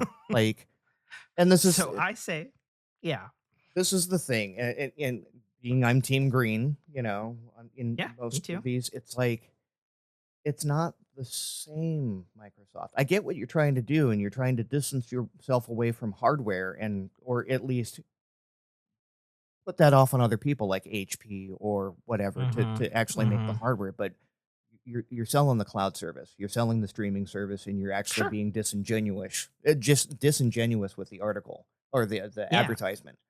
Because Mm-hmm. as you know, and I know, like again, Stadia controller, blue one that you can't get, um, it takes a lot to stream. Yeah. You do have to have the right net for it Right. and the right network ideal conditions. Like you cannot do Um, anything competitive via streaming unless the yeah. rest of your player base is also streaming. Well, and here's my frustration with the this is an Xbox campaign. Mhm. So, okay, fine. You boot the Xbox app on your HP Omen. Right. The Xbox games in the app, and I know this from when my PC was working, are not specifically all the same games Mhm. as on my Xbox. I Right. can't fucking boot up my 360 version of Sonic Generations Right. on what they're calling the Xbox. Only my Xbox does that. Like, it's not the same fucking thing. Well, and But even games that are, the PC version of the Xbox game is not even the same game is not the same. yeah, sometimes it So, is. Like, okay, grounded, fine. But sure. they made an effort to make it that way. Okay, when you launch the Game Pass version of No Man's Sky on PC, yep, there's your Xbox save on Mhm. PC. Um, you know, but it's the same thing. It goes back the other direction too. It's like, okay, well, my Xbox app has Age of Empires on my PC. Where's my Age of Empires on Xbox? And then, yes, I realize there's an Xbox version coming, but Right. it's not there now. Here's You issue know. number 2 that I'm starting to see more and more and more and more now. Mm-hmm. Game Pass. I'm a Game Pass. I Yep. have Game Pass Ultimate. I can do it on PC, Me too. console, whatever, etc., etc. Right? Yep. A lot of that ties into EA and now Blizzard. Yep. But the games aren't native to the Xbox app. So when I go on my mobile device, guess what games I can't play on my mobile device via the streaming service? Yep. So yeah, you don't I even have love the you, same Xbox, you don't have and the I think same it's store yeah. across I all the love you, devices. Xbox. I know they're I trying to love you, get Xbox. there. Yeah. You say it. Say it. I love you, Xbox. Well, I keep trying to say something, but you keep talking over me. Bite your ear. I love you, Xbox, but man, I I think it's a good campaign, but I also think some of what's being said is disingenuous and misleading. Yep. And that's frustrating. Yep. You know, I get that, you know, if this was a Mad Men episode, like this is Xbox, that is a fucking like that's a whole episode of Mad Men, and like it's a great line. It makes sense. It's quick. It's fast. It rolls off the tongue. Like, but it's not also Yeah. entirely fucking true. You know what it is? It's there is going to be grandmothers shopping for Christmas going, oh, this Fire Stick's an Xbox? My kid wants an Xbox. Or my grandkid wants an Xbox. You're so fucking right, Nate. Right? You're so right. It is the whatever the PSP, not in the new one they came out that just basically lets you remote play. If you already have a the PS5 PlayStation Portal. Yeah. If you already have a PlayStation 5. Mhm. How many people actually knew that? Because my sister got my brother-in-law a PlayStation Portal. I said, oh, do you have a PS5? He goes, no. I said, you'll be getting one. He goes, no, I have this now. And I go, Okay. right. I mean, but like, also here's the thing: like, in the specific case of the PlayStation Portal and this new campaign, what if that's what they were going for? And What this do you is mean? the old. This is the marketing. Oh yeah, we'll get the grandma, and then the kid will get it, and maybe we'll get him on Game Pass. Right. You know. Well, yeah, and again, Or, if you're getting hey, he'll get if you're the getting the PlayStation Fire Portal, Stick, now he's got to get the PS5. yeah, if you're getting the Fire Stick, you're getting on Game Pass. Like you don't have a choice. I know. That's my point. Like maybe that is the intended effect. Sure. In other news, two things. Phil Spencer, head of Microsoft Gaming over Xbox Gaming, did officially announce, even though it was very well hinted at last, not E3, they are working on an Xbox handheld. Good. Sweet. They said it's a while out though. Yeah. Also cool. Neat. I will be interested to see it when they have something to actually offer. Then the other thing was in this same interview, people also noted that Phil Spencer looks kind of sickly physically. Sure. And many people were like, is he okay? Because he looks like he just had about 20 years of age thrown on and he dropped about 40 pounds. Right. So, whatever Maybe that's not. about. Yeah. Hopefully he's doing all right, because he seems like a decent fellow, and at the very least has been a beacon of light and sanity in some tumultuous Xbox times.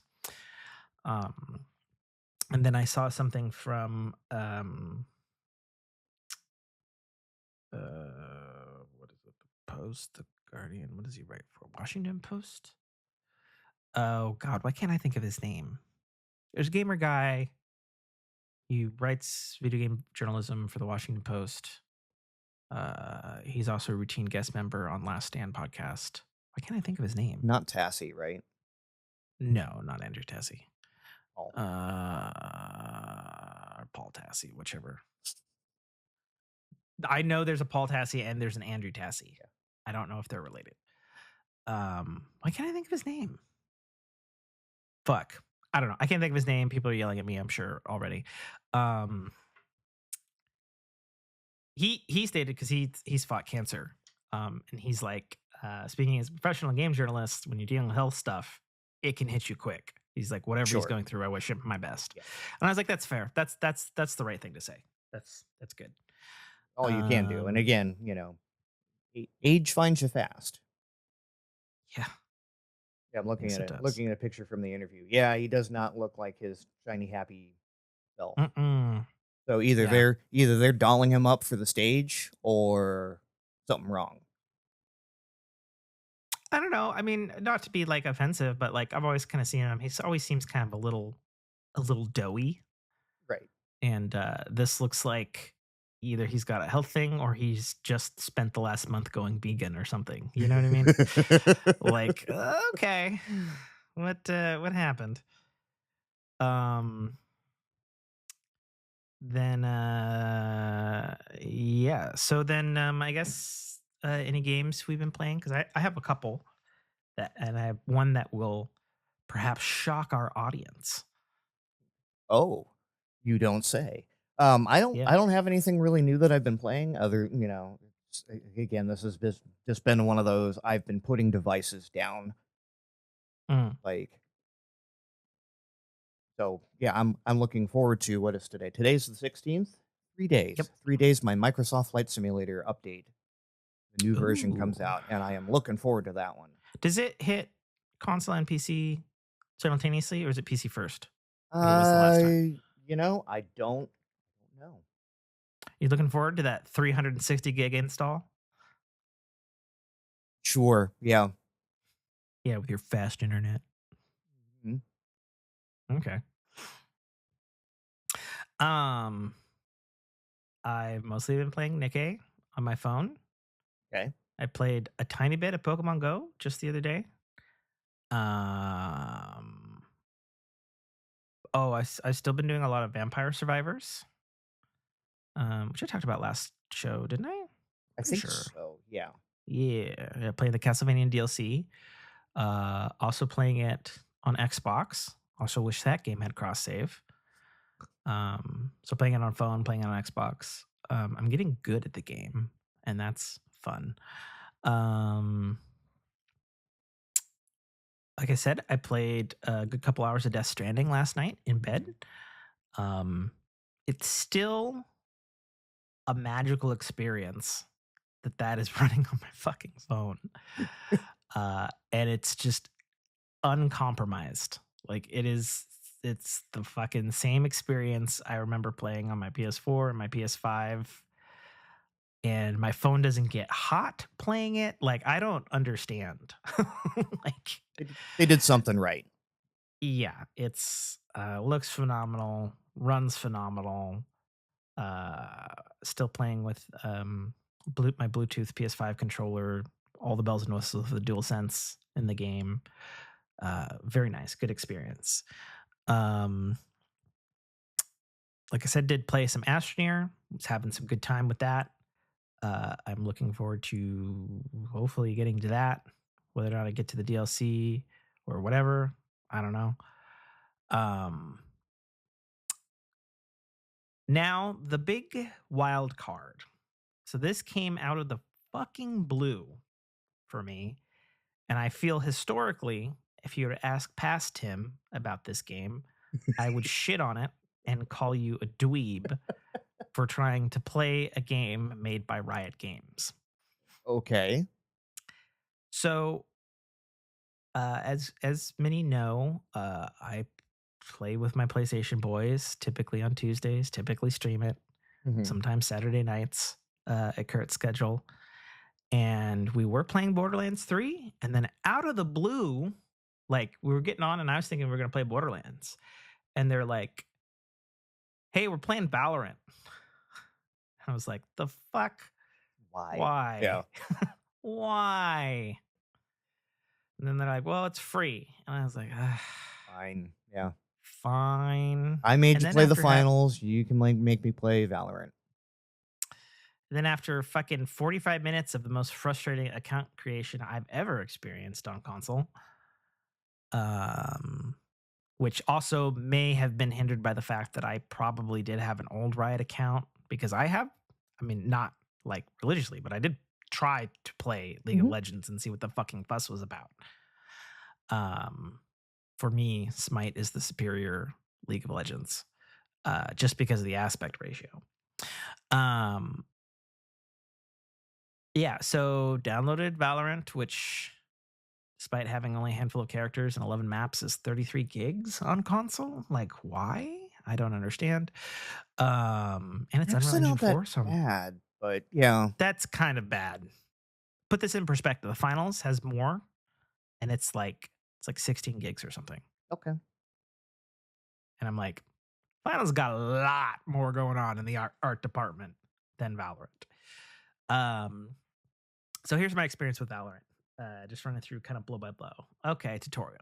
All right, fine. I have to play a fucking tutorial. Okay, I have to choose between two weird control schemes in which one of my clicking sticks is some kind of thing. Okay, fine. I'll choose the one that looks kind of normal to me. Okay, kind of shooting. Oh, it's not really an ADS shooter. Okay, that's fine. I don't hate that. Graphics to me look like some kind of fucking Fortnite fucking thing that looks like every other fucking game out there. Lame. When there was 2D art, I will say the 2D art is really good and fire and looks cool, like the character portraits and stuff like that. I was like, oh, that art, it's popping. Why is that not in the game? You got this fucking stuff. And so, for those who don't know, Valorant is a free to play first person shooter, 5v5, no respawn, objective, plant a bomb, and have it go off, or defend it and defuse it if it's Right. planted. CS:GO. It's the way I put it is it's Counter-Strike with a dash of Overwatch with a dash of Rainbow Six Siege, to which that's the thing that kind of hooked into our group about it was, Right, because you guys love your Siege. okay, Yeah. the gunplay is good and actively punishes movement. Right. Like, it is not a run and gun game. If you run and gun, that is a lucky shot, You're and you're running is spread- praying. Yeah. Yeah, you're spraying and praying. I think more games need to do that. Yeah. You have no respawn, and you have 1 minute and 30-second rounds. Base game is first to 12, Okay. which is kind of a lot, but the rounds are quick. Gives you room to come back if you go down a couple of matches. Yeah, you have a money point buy gun system. A la CS:GO. So you can choose to, yep, exactly, from CS:GO, including that for the abilities. There are a vague amount of like ultimate point pickups. So you do have abilities like Overwatch, or my comparison would be Paladins, because I played a lot of that. Right. I still think Paladins is better personally, but Valorant does scratch a particular itch and gels well with our group because the objective is basically the same as Siege.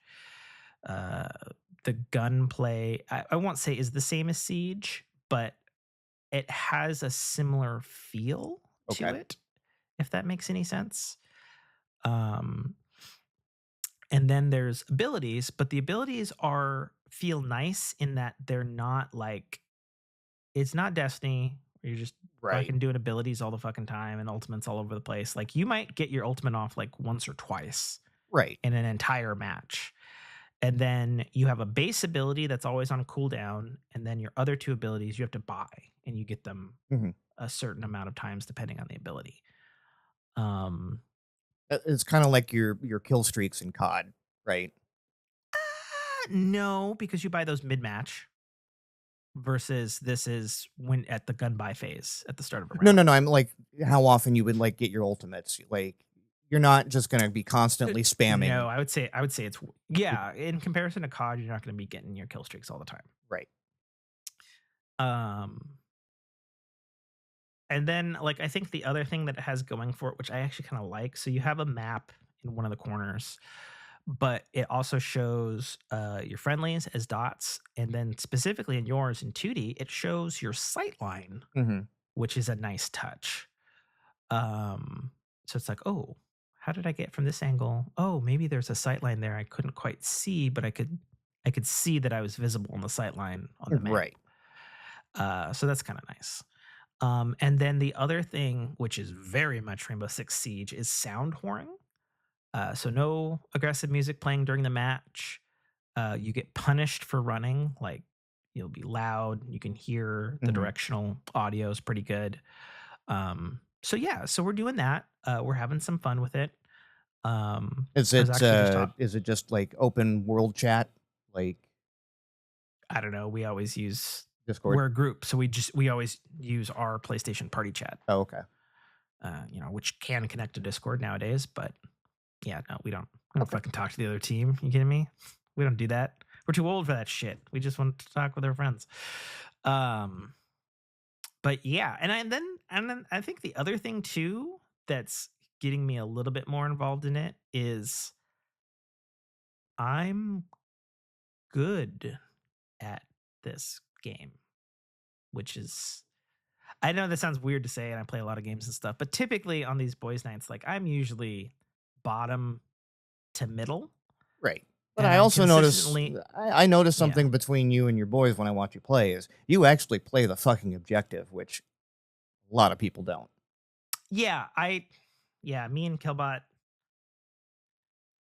really get angered at Siege would be a good example where fucking Daniel, not to pick on him specifically, but specifically in Siege, he is a problem where he'll always be a sniper because he likes to snipe, and I'm like, okay, I get that, but if you're outside the map and everybody's inside the fucking map with the objective, the chances of you getting a pick are low. Right. And then when everybody's dead and you're alive and it takes 30 seconds for you to get in the fucking building, you're letting your team down.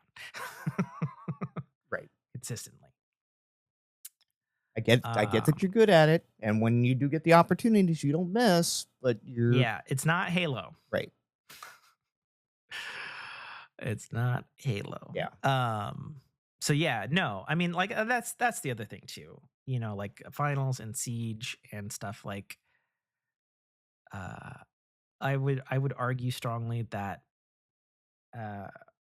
finals and Siege and Valorant are games that your KD ratio is less important than the objective. Right. Sure, wiping out the team so they have to respawn in finals, or causing a win scenario because there's nobody to attack your objective in Siege, or in Valorant's case, killing everybody so then you can freely defuse the bomb unhindered of being attacked. Right. These are important things of a first-person shooter, but they are not the objective. But I am routinely finding myself in middle to like middle top on scoreboard, and I'm like, there's a nice transference of skill that would arguably be low in Siege that seems to be translating quite well to Valorant. So I guess we're playing Valorant. I can't believe I'm fucking saying that. But I guess I'm playing Valorant now, and I'm not too bad at it. I don't think with my group it'll have the legs that Siege will. And I was telling this to Kona the other day, who gave me a call while I was driving back from work, because he's like all hyped up on Siege and stuff, or I'm sorry, on Valorant. And he's like, oh my god, it's like so good. I was like, yeah, it's pretty good. And then he's like, well, what do you mean? I was like, well, look at it this way. Valorant has no chaos element to it that keeps the game fresh almost 100% of the time. And he's like, well, what do you mean? He's like, well, look at Siege. Like, okay, fine. It's the same map every fucking time. And there's a ton of interplay between the operators and the gadgets and a lot of technical stuff.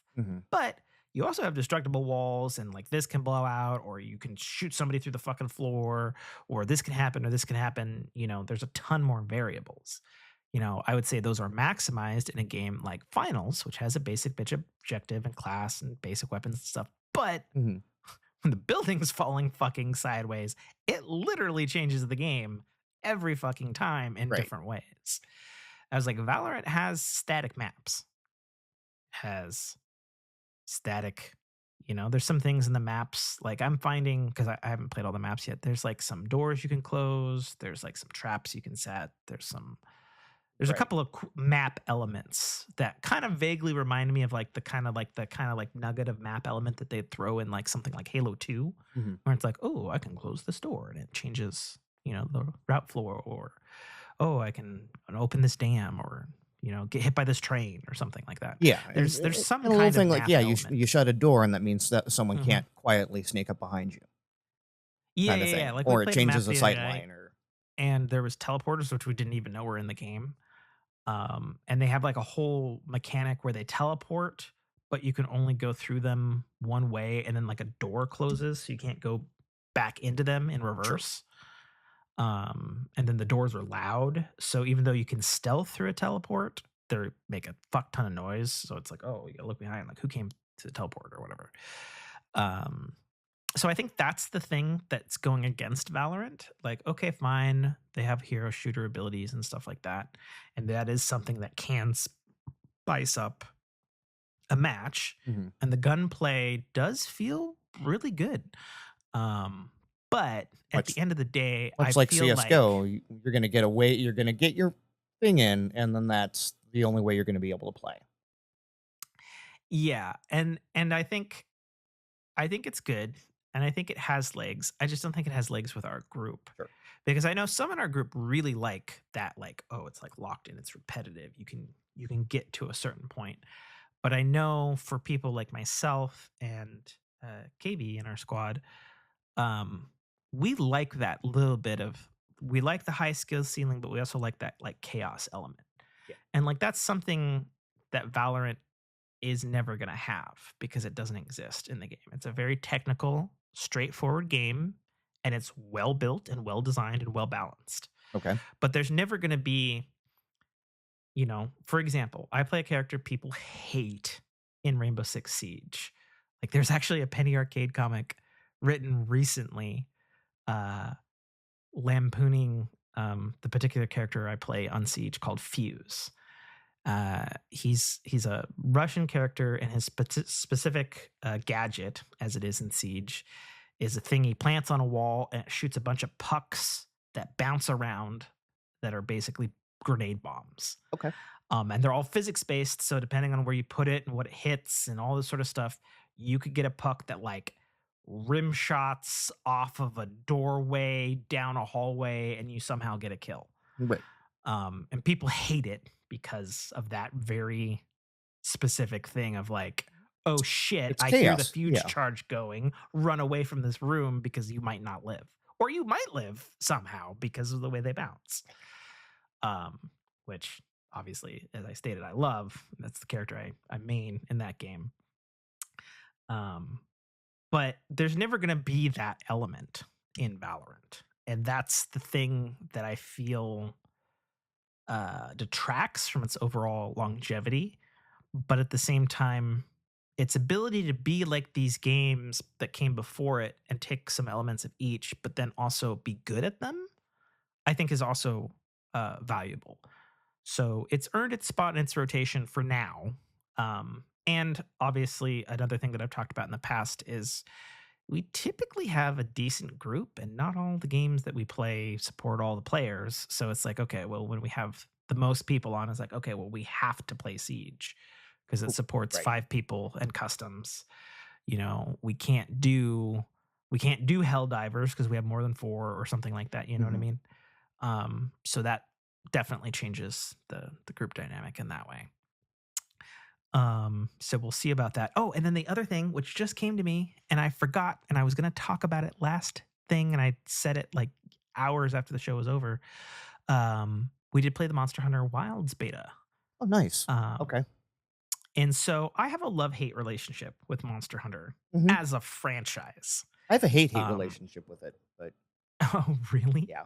Do you want to tell me about No, that? I just don't like the games. Like, I get why Oh, everyone okay. I've played them. I go, I get why you all Do love this. you I though? Because absolutely hate people this. like it for different I reasons. absolutely hate the game. I hate Okay. everything about it. Okay. You don't like hunting monsters as a concept? No. No, I love hunting monsters as a concept. I just don't like the way Okay. that they do it. Like, I play it and I go, no, this bores me. This is no. Okay. Okay. So I have definitely a love-hate relationship with Monster Hunter. The things that I hate about Monster Hunter are late game when it's like, hey, armor piece number 5 needs 60 pelts of this difficult monster that takes 30 minutes to farm each time. Or And you you need may to get get, 1 or you may get 0. you may get, yeah, that's the other thing because you have RNG. And then you need like 6 honey satchels here. So you have to run around the map and you memorize where the honey satchels are because they respawn every 5 minutes. And if you do a loop, you're doing Right. I was spin going to foil say, this farming sounds a in lot like the Destiny. things I hated in Destiny. Yeah. And then That's why I hate it. so a lot of people have shit on me on Monster Hunters that I've played like a lot of, specifically World and Rise, Mhm. because I gravitate towards a class that has an incredible high skill ceiling and is extremely difficult to play. And a lot of people don't understand and kind of shit on a lot. It's called Insect Glaive. Mhm. And I Oh, think yeah. I've explained on the podcast before. The basic concept is I have like a blade baton and I have a beetle, and I can shoot this beetle out, and he attacks different parts of a monster. And then when I get to a level 3 with the beetle, I unlock a different like move set and buffs and stuff. And I it's actually also the most. played Insect Glaive the Oh, one there you time go. I played, so Okay, you have a little bit of yeah. reality. Um, and they're also super agile because they can like pole vault with their blade and like leap over monsters and fly through the air, which I enjoy thoroughly. Mhm. Even though it's not exactly, The it's not exactly a high the damage output right, thing. but the pole vault to mount, Yeah. nice. Okay. Yeah. No. No. You get. Which one did you play? By the way, now I'm curious. Did you play Uh, World or World, I think. okay? Was it zone based or was it more open? Because that'll tell me immediately which one you played. Probably in my library here. Oh, okay. Was it on Xbox or PC or? Would have been on might have been on Xbox. Okay. It was probably World then, because I think Probably World is World. the first one that was on Xbox. Yeah. Because before So that then it they was were World. pretty exclusive to Nintendo platforms and then Sony portable platforms and then consoles. Um, so the things I hate about Monster Hunter are they can get too grindy for my tastes. Um, and then there's quality of life features that don't always make it from game to game, which is really weird. So, for example, um, Monster Hunter World has really wonderful environments to traverse. Um, but then there's like arbitrary game stuff that prevents you from like moving forward, like geometry shit. And it's like, well, Mhm. I can jump down there, but the game says no. I Right. need to go this roundabout way and I have to get out this specific way to get to this specific fucking tree branch or whatever. That's dumb. Mhm. Um, Monster Hunter Rise did away with that by introducing a mechanic called a wire bug that let you kind of like fly around like a fucking drunken Spider-Man in a way. That feature's removed in Monster Hunter Wilds, but Wilds seems to be a mix of World and Rise, but also is the actual like next generation iteration of Monster Hunter. Okay. I can get Um, Rise on Game Pass for free. So. yeah, yeah, you can check that out if you want. Yeah, I know Daniel tried Rise because it was on Game Pass, and actually that was one I complained about this year, a year ago. Because I was gonna play it on Xbox, but then the group was like, "Oh, let's look on PlayStation." I was like, "I don't want to fucking pay when it's free on Xbox," Mhm. and they were like, "Nah, nah, nah," and I ended up paying and all that sort of stuff. But anyway, Rise had a lot of good things for it. Um, but ultimately, the design of it was held back a little bit because it was a game that originally was a Switch exclusive. even though it ran and performed better than World in every possible conceivable way. But that's also due to an engine switch. World used the original Capcom engine, and Rise, they switched it to the RE engine. Wilds is very much an evolution of that, but with a lot of the World stuff behind it. So here's the things that I got on Wilds. Huge, mammoth, gigantic open world that doesn't prevent you from going your own path, which is a problem I had with World. A thing that Rise solved with like a wire thing, but was really kind of a workaround to like get over the geometry. There's a little bit of a climbing thing, not like Breath of the Wild or something like that, but there are much more paths. And then if you are frustrated, you can just go into your map, which for the first time ever is a useful 3D geometry map.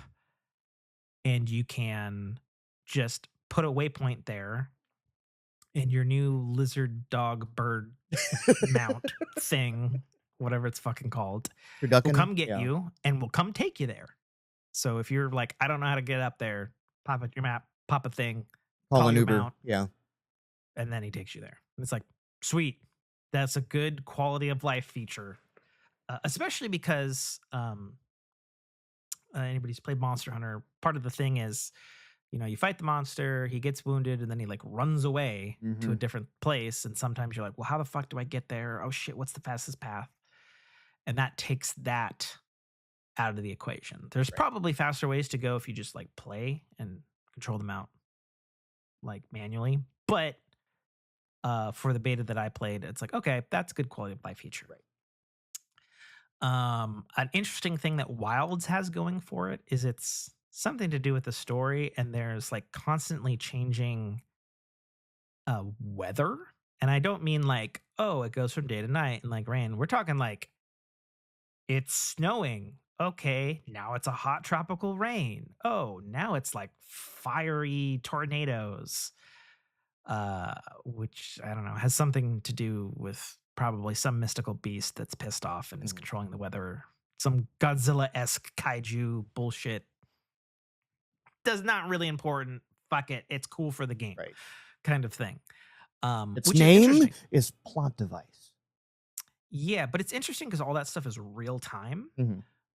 So like the opening or the only area you have in the beta is like this big sandy thing that's kind of shown in the trailers, and you can be like literally traveling across it, like waypoint on your weird mount thing, sharpening your weapon, trying to figure out what your next objective is while traveling to a thing, and you can watch it go from sand and then like ice rolls in and totally changes the landscape and even some of your paths, and it's like, huh.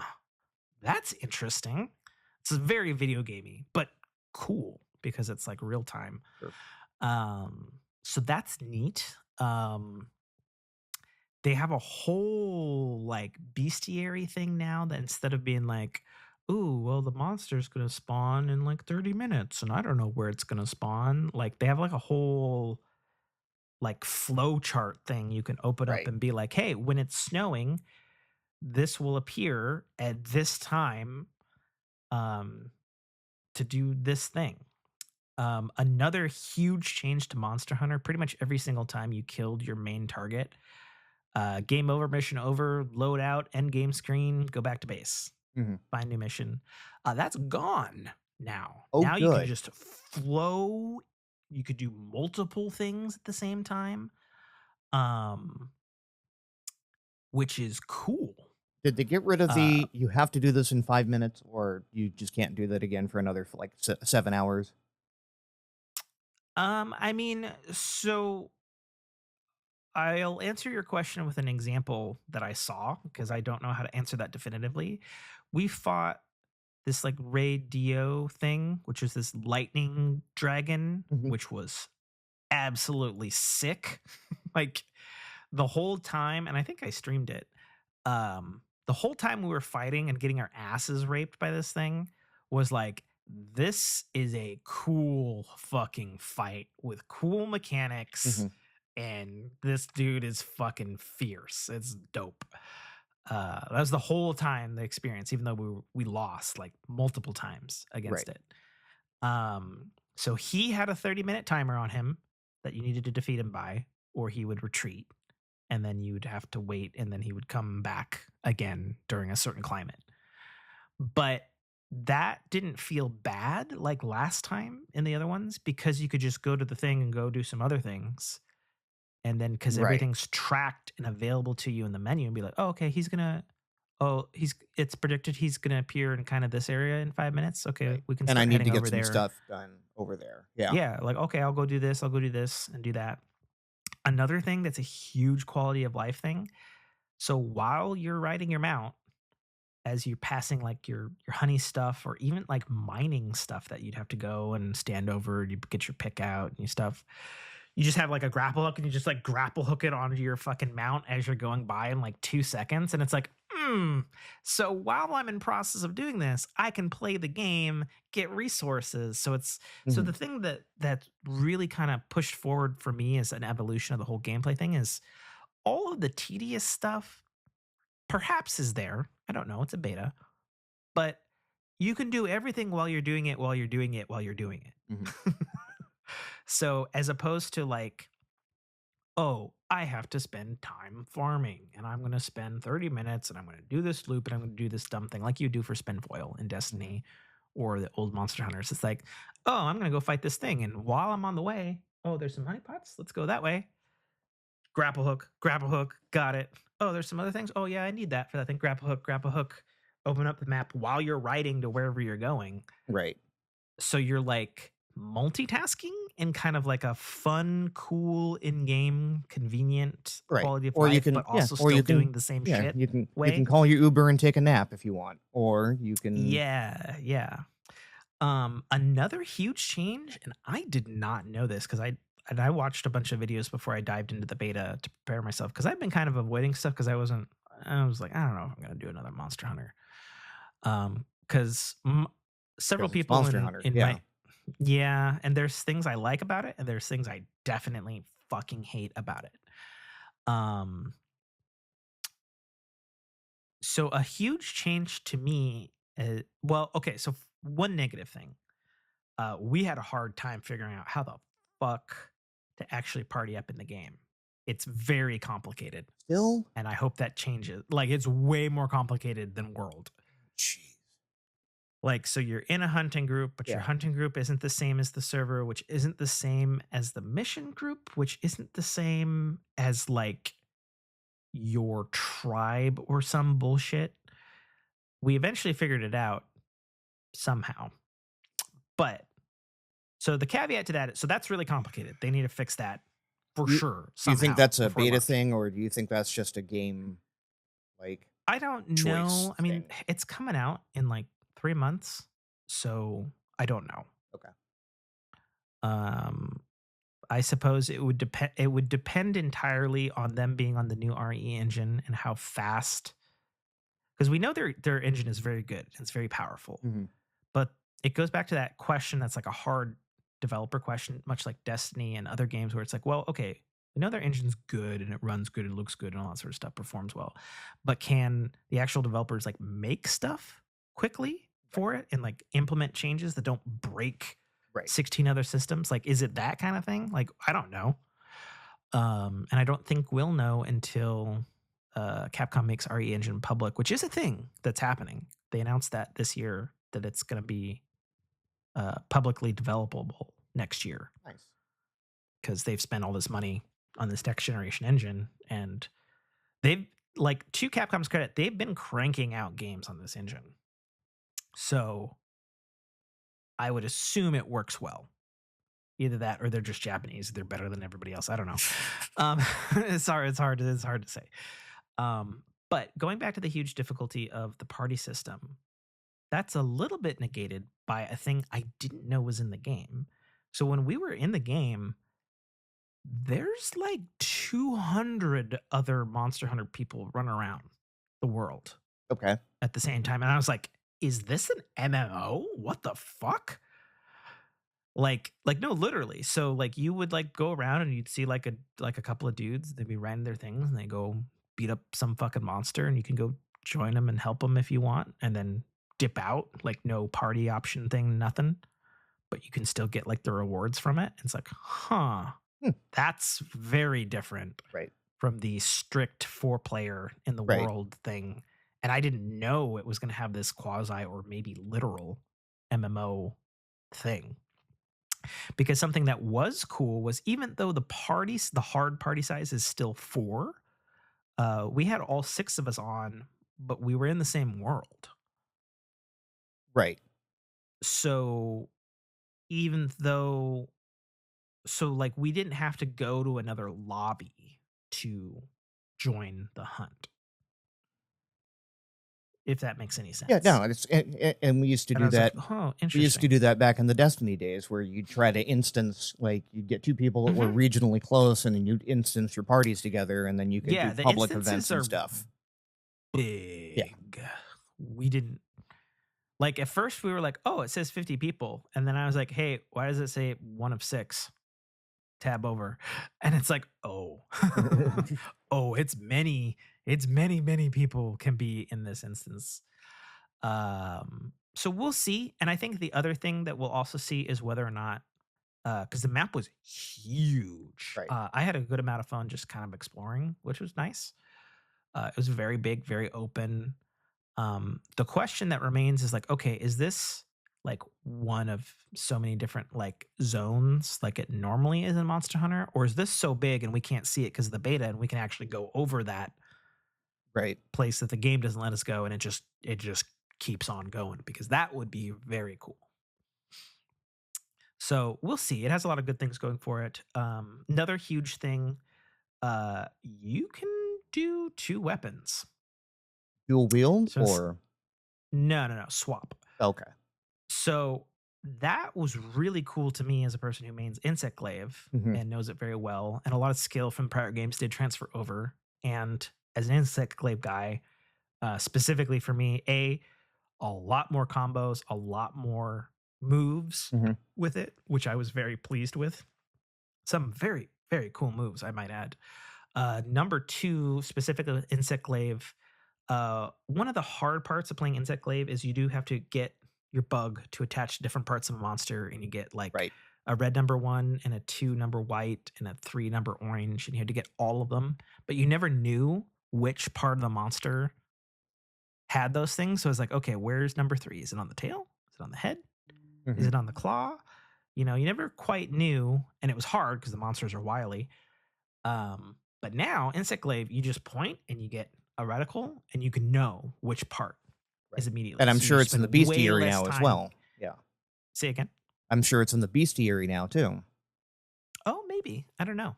I didn't see everything. The beta was pretty short. Okay. So there's a lot of cool stuff there. And then you could have a whole second weapon class with you, which is super cool, because there are definitely monsters, as being an Insect Glaive guy, it's like, man, I kind of wish I had something different to fight this thing. And so I did. It's not called a sword and shield, but they like kind of transformed a bit. I don't remember what they were called specifically, Right. but I did that. I kind of played around with it in one of the other games, and I was like, this is kind of good. But I like Insect Glaive better. Um, But and the there are way that times that having a different class can be beneficial. That is an insect glaive, I'm sure. Exactly. And so kind of basically double classing in the game is really interesting, even though you're with one specifically. And then the way that works mechanically is your mount is carrying your second weapon. So when an enemy flees to another thing, you know, you get on your mount and you start sharpening your thing, you eat food, you pop your buffs or whatever. But then you can like reach down into like your bag on your weird creature and like swap to the other weapon. Nice. I was like, oh, okay, interesting. So you can't do it like on the fly. You have to go back to your mount for it. Correct. Okay, that's You fair. have to call That's in your fair. mount, which is fine because your mount's going to be there a lot. Yeah. So yeah, so that was interesting. That's one of those, like, okay, it makes narrative sense at that point.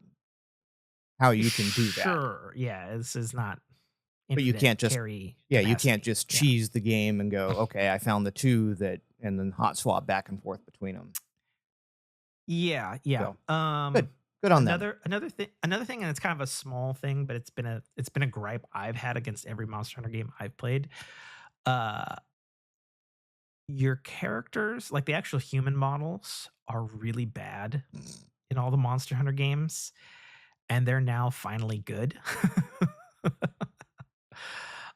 Small gripe, but it's a cool gripe. They have a huge character creator, which allegedly, I guess, it's the launch version of the character creator because they said that will carry over into the main game. Okay. So I spent a decent amount of time in there. There was like an insane amount of options for the character creator, and the characters looked real good. I've heard there were some weird people saying that Monster Hunter World looked better and performed better than Monster Hunter Wilds. And those people are absolute crackheads. They have no fucking clue what they're talking about. You're wrong. And it's actually not okay that you're wrong because you're wrong. I'm sorry. It's like there's no physical Earth planet that makes any logical sense. Like, I don't know, take the fucking bacon grease off your fucking glasses, whatever it is. Like, no, you're wrong. Something that even, my non-graphically inclined part of my group commented on a Monster Hunter Wilds was there's a lot of shit happening at all times on the screen, either from other player people running around to dust and weather effects to tons of monsters, UI stuff. Like, there's a fuckload going on. And I guess maybe those people that say the other one played better don't have rigs that can handle that. Because I could see you throwing that much at it and going, "Ooh, this hurts." Maybe they're on PC and they're playing on a bullshit. Yeah. They're playing on their Nokia Windows phone. I don't know. They don't have the power glove. Yeah, they don't have the power glove. But yeah, no. So there's a lot of good things going for it. And most likely, I say it reluctantly, but with a little bit of optimism, I most likely will be picking it up next year. Okay. I know for sure my group's going into it. I know a lot of people are going to play I had it. a good time in the beta. Like, that's the other thing. Like, I came away with, okay, there's some things I don't like. There's a lot of things that I didn't like in Monster Hunter that they fixed for me. Gotcha. And there's a ton of quality of life features. And I think the other thing too is like it actually feels like an evolution instead of like more of the same, even though you're still obviously hunting monsters. You know what I mean? Imagine that. Yeah. Yeah. So hey, I'm playing the new Crazy Taxi. Guess what I'm driving? A crazy taxi. Oh man. So yeah, so that would be the other thing that I missed talking about last podcast. Let's see. So we did entertainment, video games. Well, when I was looking up where I played Monster Hunter World, apparently I did play it on Steam, and it reminded me I've actually had I spent a little time playing Satisfactory. What is that? It is Satisfactory. It is.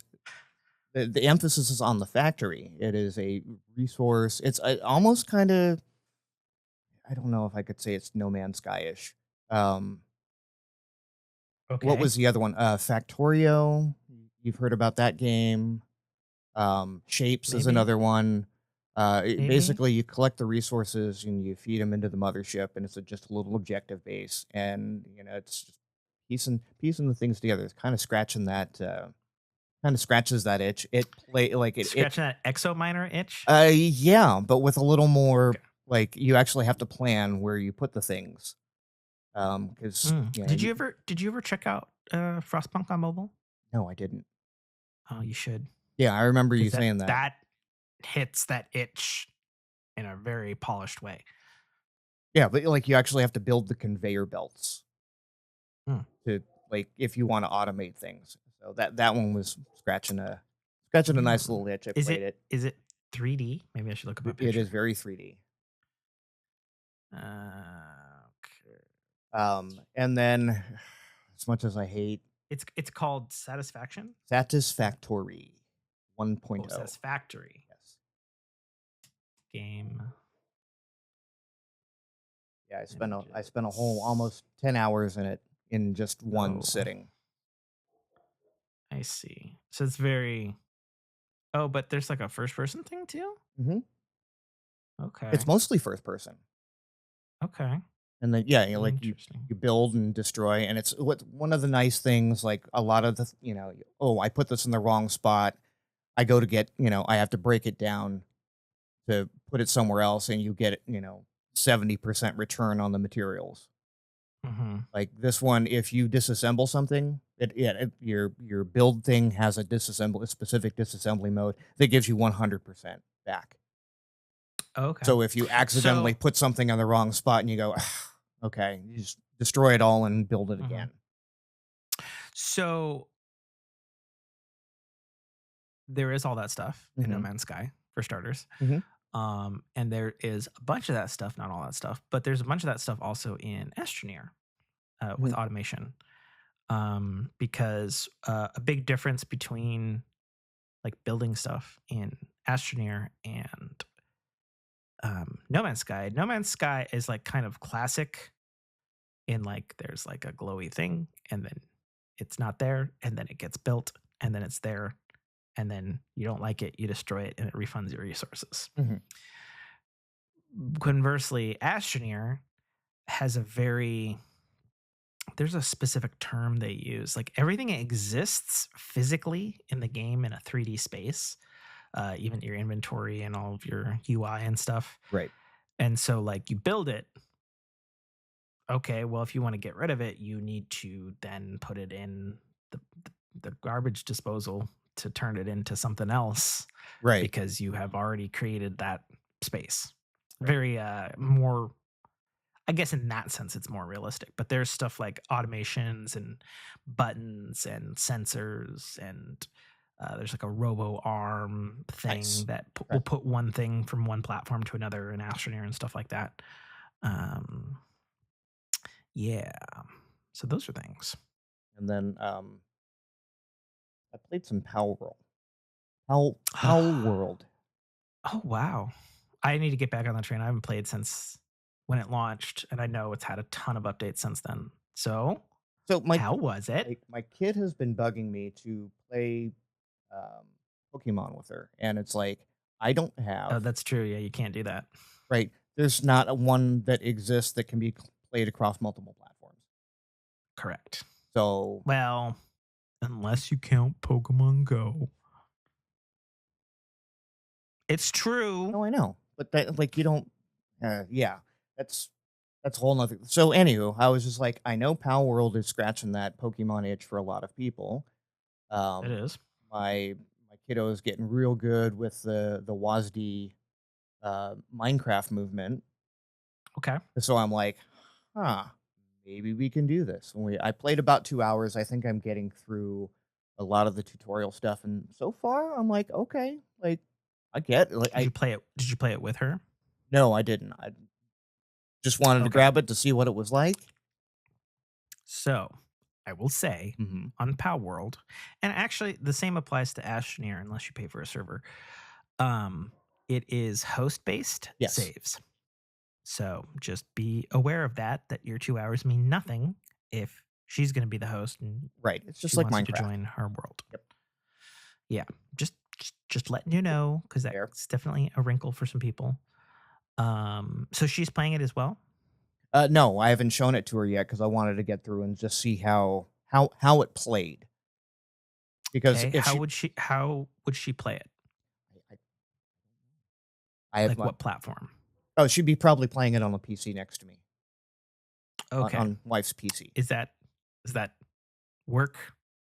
Is that powerful enough? Because the thing about Power World is even though it's a basic kind of bitch game, it is Unreal Engine 5. And they're a small team, and I mean, and I realized this was launch version. It crashed my console a lot. Like a lot. Like it was one of those games of do something, hit save, do something, hit save, do something, hit save. Oh, I noticed that's one thing that actually kind of bugs me. It's like auto-saving, okay, and I moved 10 feet. Oh, there's an auto save Or now? no, sorry, that was Satisfactory. Satisfactory was the one that was doing that, Okay. and it's abusive with the auto-saves. Oh, I see. Okay. Okay. See what the minimum specs are on this. Okay. Ooh, recommended i9, Yeah. and a 2070. So no, this one might not be able to. It hits the minimums, Yeah. but definitely not the recommended. I mean, I'll tell you right now, it does not. Well, again, based on the beginning of the year, Mhm. they could have made changes. And SSD required. It doesn't run, even though it says it will, on Xbox One Mhm. consoles, at least with any degree of not Competency. broken. Yeah. And it kind of didn't run well on a Series S either. And it mostly ran on a Series X. So good luck. It runs fine on mine. Because Okay. again, i9. Yeah, I already have the you- i9 and the 3070, so You've I got the exceed. stuff. Yeah.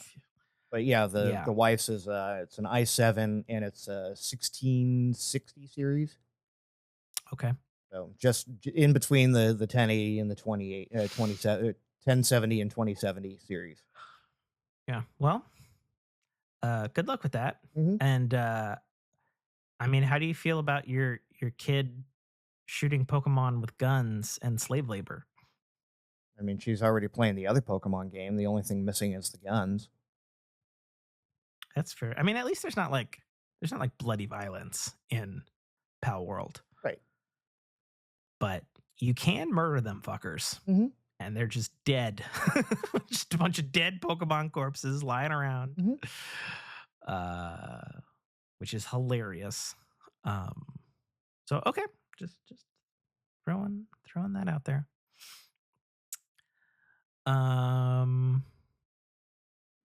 Yeah, I think that's games then. Mhm. So tech and life stories, I guess, if we have any.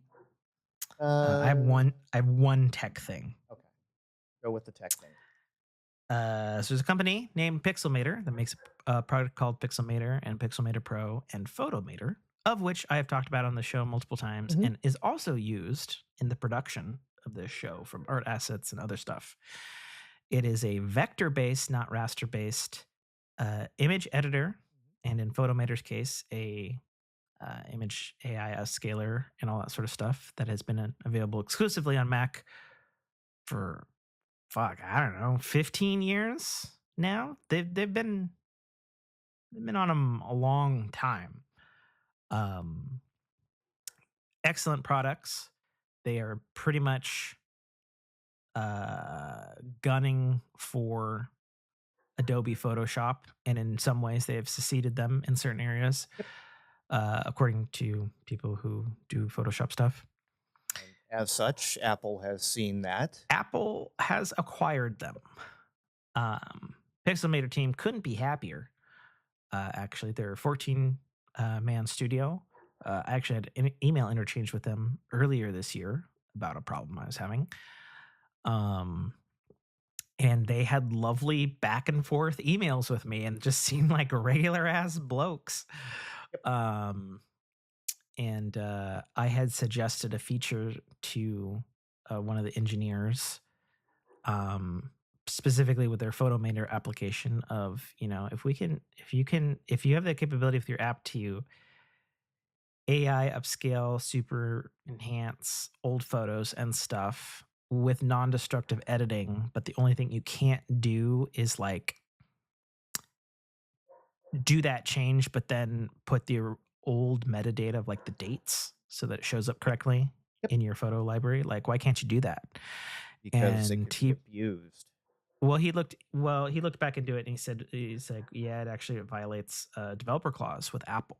But he said, and this was all the way back in like March, April of this year to me, because I said, it'd be great if you could do all that stuff. Also convert JPEGs into HIFs or HICs, high efficiency image codecs or file format, because like iCloud libraries, I got like 2.5 gigs of photos in my cloud library. That's a lot And if we could convert that losslessly in the HIFs, which is what that format does, that would save like fucking half that space easily. And they agreed that that was a really good idea, but they couldn't do it with the metadata, even though you could set Right. up a workflow that could do that, but you would replace your dates. Right. And he Which said you that didn't would want to violate do. above Yeah. contract. But then he said, paraphrasing here because I'm not going to dig up the email. He said, if only there was some way around that Apple policy. And then he left it at that with like an ellipsis. And I said, yeah, that would be good. Thinking nothing of it because they've been independent for like 15 years. Mm-hmm.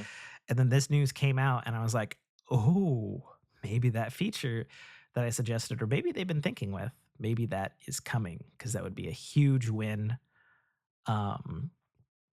This also kind of puts, potentially, assuming Apple keeps their products or integrates them into Photos or whatever it is, because Apple at one time had a professional photo editing app called Aperture, and I was actually speaking with my buddy Jay, Mm-hmm. who is a professional filmographer, photographer, and stuff, and he said Aperture fucking rocked and was super sad when they discontinued it because then he had to go to fucking Adobe bullshit. His words. I know. And then he did all find the stuff that I used to use either got bought by Adobe or destroyed by Adobe. Yeah, and then and I never knew this. He's like, oh, I've been using Pixelmator forever too, and I was like, oh, me too. And I was like, do you use Photomator? And he's like, fuck yeah, I use Photomator. And I was like, oh shit, so he's using it in a professional capacity, and he was stoked about this purchase because he's like, Right. yes, they'll finally. He's like, he's like That maybe 19-man keep the team from name. Lithuania gets their due. Very nice chaps, as I stated. So yeah, whether or not they keep the apps and the name and stuff remains to be seen, or if it's just integrated into the stock Apple Photos app, and maybe they bring Aperture back, or maybe they just have Pixelmator Pro right next to Logic Pro and Final Cut Pro for the $300, and then they just keep updating it forever. Remains to be seen. But regardless, they are Apple boys through and through. I hope they integrate well with their professional photo team at Apple. And I wish them all the success and best because they've been rocking for years. Yep. And all they announced was they're excited and no changes at this time to current Pixelmator, Photomator apps and stuff. Right. Though I'm sure 6 months to a year, that will be different. And then the only other thing to add on that, which came out in a YouTube video, which was so bizarre, not even a press release. And I dug into it a little bit again with my friend Jay, who uses Final Cut. Out of the blue, Final Cut 11 came out and has like some really spiffy AI auto masking stuff, like the stuff you're seeing in our video right now, where it's just kind of like handling it like it's like that, but Right. perfect, But better. Yeah. And you can like color grade individual things and have things tracked and like all kinds of crazy shit, and in real time. And apparently it's super duper impressive. And by all accounts, people are very, very pleased with the update. And people were also happy that they didn't nerf the minimum specs. People are using it on M1 Max, even the new fancy features. So it's well optimized, is what I'm hearing as well. And that's what I have on tech. Did you have anything? Nope. Other than I think my capture card is dying on me. I tried to use it last night to group watch with a Discord channel. The Paul Tyson fight. And it was like, nope, this isn't here. Remember, I think last cast I was like, oh, this thing is turning off and back on again and off and back on again.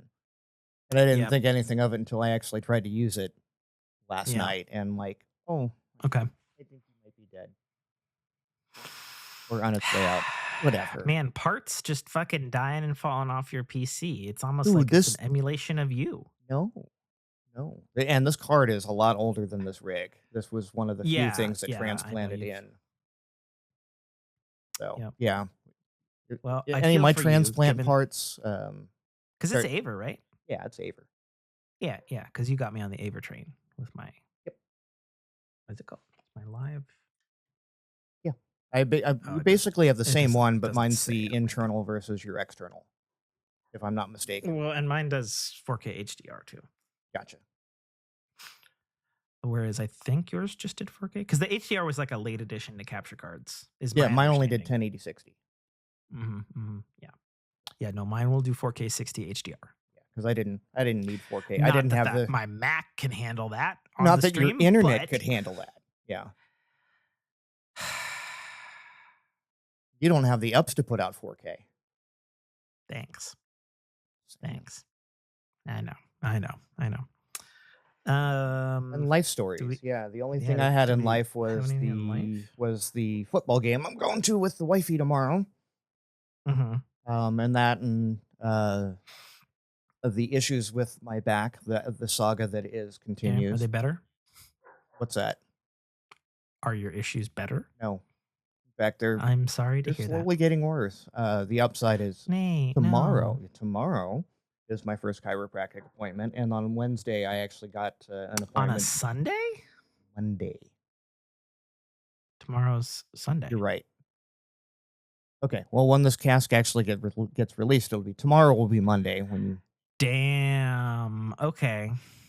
So You yes, don't have any faith that I might get it done immediately after we finish if we don't drag on to fucking 2:00? no. He's like, bet. This And see, now fucking it's going to guy. actually get done on time. So on Monday, I'm going to see a chiropractor, and on Wednesday, I Okay. actually got into the my medical center's spine center. Okay. So Good luck. yeah, actual things are going to be done that isn't just throw pills at it. Yeah, that's never a solution. I mean, it's a patch. It's a patch, and It's that's it's all a it is. it's a a Band-Aid that causes other problems it's a down the road. physical mental patch. That's all any of those drugs are. And all it's going to do is Just ruin like other things. booze. Yeah, exactly. And it's going to ruin other organs down the line. So I do not wish true. to be on those. Yeah. Oh. Agreed. I don't really have much life. I got my work van back. All fixed? It's fixed. Nice. It's all fixed. There's a high pitched whine when I hold the brake on, but whatever. High-pitched whine when you hold the brake on. Yeah, so like I'm stopped in like I-5 traffic. Everything's fine, and then I'm stopped and I'm holding brake, right? Like you do. There's a high pitched whine when I brake. I don't know what that's about. And it So, stops as soon as you let go of the brake? Yep. It's fine. I'm gonna have my brakes Oh. and my tires completely redone anyway, because the tires were not great when we bought it. Gotcha. Got actually a bunch of vehicle stuff happening in about 2 weeks. Yeah, I don't know. I was at a hibachi grill on Monday for my brother-in-law's birthday. That was pretty good.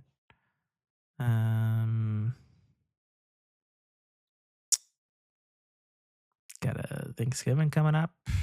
Oh, this will be fun. Yeah. Booked absolutely solid for work through to Christmas. Yeah, Thanksgiving's going to be interesting this year. Potentially re-injured my arm again this week. Don't do that. I did the same exact fucking thing twice this week. I don't know why. I had 2 1/4-inch bits, which is HSS steel, high speed steel for those who don't know. And I was like drilling over. You can't see at home, but I'm using my arms to show on the camera. Drilling and then wrenched. Bent the bit. I bent 2 bits. I did one on Wednesday, one on Thursday. With a hand drill. Yeah. Yeah. So all that torque went right into your wrist and arm and elbow. Yeah, in the specific arm that I injured earlier this summer. It seems to be doing okay right now, but I don't want to like push it. I aced it 2 days later. um, and Tim, oh yeah, I did something to my shoulder because I was lifting a bunch of heavy things in my Tim, right shoulder. stop it. You And know how this ends up. listen, I need slave laborers, okay? I don't have time to hire anybody. But we need it because we're battered and bruised. Oh yeah, and then I had a blood blister on my left Achilles. That's fun. I was wearing new boots, okay, which are definitely broken in after this week that I've had. Mhm. Um, Tim, let's you're see doing what it other wrong. stuff. I know, I know. Um, When you're it's working not life stuff, but it's. with that high speed steel, you got to lube it up. I typically lube, but it was so far and down so many flights of stairs out to the parking lot to go back and get the lube, and I didn't do it. It's And fine. yes, I also love the fact that you call it HSS steel. That's what it says on the bit Right. It's right there with, because it says, right up there with don't the ATM machine do fucking and goddamn the it, pin number. WW. Yeah. Uh, No, it's nothing with your WW. It's what's an ATM? I think it's everything with my WW. Yeah, ATM machine, pin number, right? Okay. High I speed, get it. high speed steel. Okay.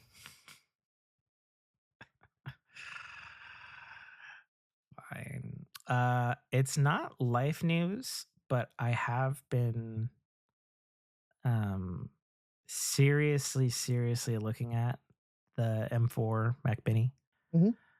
Oh, I know. Spec- After our last episode, I was saying the same thing. Like, yeah. Well, so the big thing is it has a removable SSD, okay, which is a big deal because typically on all these M series stuff, it's been soldered, and it is not soldered on this one. It looks to be some custom Apple variant of actually like what the Xbox uses. okay, Like there's a single screw and there's a double-sided, double-pinned like card slot almost. okay, And so there's been some success in the homebrew community of like basically where it's at is people have been able to use the official Apple configurator tool to program it to recognize a new module if it's from the Mac Studio, because I guess it used a similar module, but nobody fucked with it at that point. Um, the I guess the Mac Pros also use a similar module, so I guess this is something that's actually been around for a minute, but nobody's really paid attention to until the Mac Mini, and it was like $500. So they've been able to get it to program and work within those, like swapping between those devices Mhm. and other M4s, but they haven't been specifically able to get it to work with like an off the shelf card that happens to have an extremely similar pin arrangement. because Most probably likely, one pin out is yeah. different. Yeah, well, and some of the teardowns and stuff, there was a question as to where these SSDs were being fabricated because they just say Apple on them. And typically, even on like MacBooks and stuff, and even like other M series stuff, if you scrape enough and do enough laser etching, you'll see it's like, oh, it's Hinks or it's SanDisk or it's somebody's Right. SSD. And like these don't have them. So they're like, well, we don't really know specifically. We can see on speed tests what it's saying, but that's not the whole truth since Macs use and have used forever swap memory. Right. So some of that bandwidth is always going to be taken up with that. So real speed tests don't actually show the real, read write like NVMe. Even though they're probably some variant of NVMe, like it's hard to say. So we'll see on that one. Like it would be really cool, honestly, to get like a Mac Pro with the maxed out chip and maybe maxed RAM, Mhm. and then like basic bitch SSD, and then like say Otherworld Computing or one of the other Apple tech suppliers Like they just make their own SSD. Like that would be dope and something we've been asking for years. Whether or not that'll happen is another thing. But even then, so like I did a fully maxed out um, M4 Pro with I think it's like 54 gigs of RAM. It was a weird number, and then like an 8 terabyte thing with like a 24 CPU core and like a 40 something GPU core or something, and it was still less than $5,000. Right. And I was like, God damn, that is And I that is want it. that like and that is like enterprise level shit at that point. I know. And I've been watching all these speed tests and stuff, and the basic gist is specifically the pro version of the M4 just destroys the competition in almost every respect apart from the highest end NVIDIA GPU. Like it fucks up the AMDs, it fucks up the Intel, pretty much everything except the biggest baddest NVIDIA graphics card. It's very and it's definitely impressive. coming for its head too. Oh, like it. I've said this since the M series. Like, if you don't think the $1 trillion computer company that designs its own hardware isn't coming for NVIDIA, that's its competition in the $1 trillion computer company, Right. like you're fucking cracked. Because Apple is fucking coming. And they have caught up they've caught up in 4 generations. Right? Like that's I mean, NVIDIA may always have the quote unquote PC market, and certainly they're dominating the AI field right now because they're pretty much the only ones who have stuff that is doing what people need it to do. AMD is coming for that. You bet your ass. They're Yep. close. But Hell, man, even Intel's gearing up and trying to get back in the game. Whether they succeed or not is yeah, another I've been issue. seeing all their weird fucking. I see it all the time on YouTube. Like, get an Intel PC with AI assistance. Do faster with stuff. And I was like, what? Like, with what though? Intel? Who's using your stuff? You? Yeah, basically. Versus, you look at it this way, and it's like, okay, these M4 chips, they have huge AI compute clusters in them already, and Apple's already opening up that for developer purposes for AI models. Like, ooh, you get like a rack of like, even you get like a couple thousand, like say the $1,000 price point for these M4 Mac Minis, and they're tiny. They're 5 inches by 2 inches. Right. Build bigger server racks with them, with those thermal performances. Get the fuck out of here! Like they are coming. like they're fucking. That's good shit. It's good shit. I love to see it. And it's funny because now, like, pretty much everybody on the planet, when they're talking about a Mac Mini, they're like, "Yeah, but it's not really mini no more. Apart from the size, like it's like crushing it." How is it not mini? Like, no, I mean in terms of like performance, like it's not a. Oh yeah. It's mini because of the size. Less entry level than it's like even though the price is entry level, it's like it's a beast of a machine. Anyway, when the Mac Studio is like the old Mac Mini in form factor. Okay, the real thing that really turned everybody's head was obviously the top end M4 Pro Mac Mini was 2.5x the $50,000 Mac Pro, and it was 2x the Mac Studio. That's like it was like 10 or 15 at the high end. Right. Like it just fucking dumps on them, just shits on them all day. And that's just because of the M4, right? Yeah. Because with the Pros and the Studios are M2 and M2 Ultras only.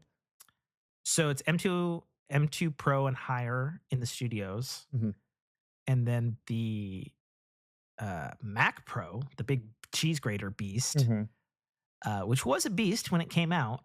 It's still only on an M1 Max with a very highly, or is it M2? I don't know. I think it's M2 because I was just looking at it. Like Where is the M4 in these? It's just a huge. $7,000 machine, and it's running an M2. Yeah, I don't. Yeah. Well, and a lot of people have kind of questioned, since the M4 looks like a mini Mac Studio, Mhm. if they'll even do another Mac Studio. Um, if you know, the Mac Mini just does it, you Right. know. Like, at that point, you need to add something Um, compelling to it to make it like, oh, look, a hot swappable drive bay, yeah. Well, and that's the thing. The right? whole Mac Pro, prior to it being Apple Silicon, was built all around that. You could hot swap CPUs Yep. and the GPUs. AMD made stuff for it. That big tower. That was the whole point of having that tower, was you could put different stuff in it. You can Yeah. add more ports. You can add more stuff. You could And add an absurd you amount of know, GPUs to it. yeah, So, I'm pretty sure you could fit like 5 GPUs in the old Mac Pro. with something like So up I to don't know. 76 GPU cores. Yeah, it is something ridiculous. But yeah, like, so what are you going to do with the studio other than maybe add like a hot swap drive bay? I mean, right now, the difference between those two in terms of specs is the Studio has more ports Sure. and has like a better thermal management just because it's bigger. Sure. But it's like, okay, like the Mac Mini has Thunderbolt 5. So theoretically, Mhm. you can hook up just as much stuff. Like, yeah, you need dongles, but theoretically, it's input output. It's just fucking. Right. This is gonna be a terrible pun, but it's just bussin', you know? Oh, hit the bell. I think we're done.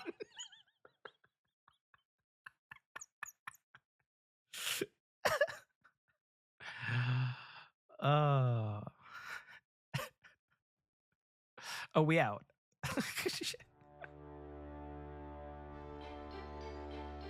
Thank you for listening to a Dynamic Works production podcast. You can find our podcast at www.dynamicworksproductions.com. Feel free to email us at dynamicworks@mac.com.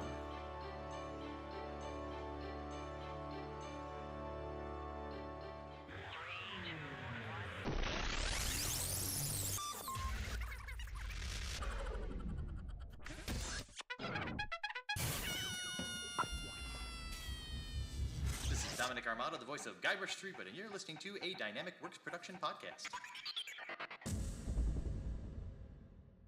The Citadel, Arrival, is the first installment in a series of epic science fiction short stories reminiscent of the Pulp Fiction style. It's a fast-paced story that will take you through twists and turns that you will not expect, until they are thrust upon you with all the force, excitement, and chaos of a plasma cannon blast. The story follows Katarl, a nobody cog in the working wheels of a futuristic society run completely by Megacorp, a corporation that carefully runs and manages the lives of the people living under its sphere of power. On one of Katarl's few and far between days off from work, an outing he had hoped would be fun and relaxing turns into an explosive adventure that drags him kicking and screaming into situations and challenges that will make him question every aspect of his life. Watch this colorful tapestry unfurl as Katarl and his newfound allies find their way through this classic, yet oddly surprising tale of good and evil, where nothing is quite what it appears to be. That's The Citadel, Arrival, by author Tim KA Trotter, available right now on Amazon Kindle Store and iTunes iBookstore for only $2.99. I'm also recording. Yes, I don't know so- why I had to route the audio. Skype would not find the Shure mic this week for some reason, but it could find the Shure Motive Mix board app for some reason, even though neither that app or this microphone device have had firmware updates since I've got it. So, okay, Skype.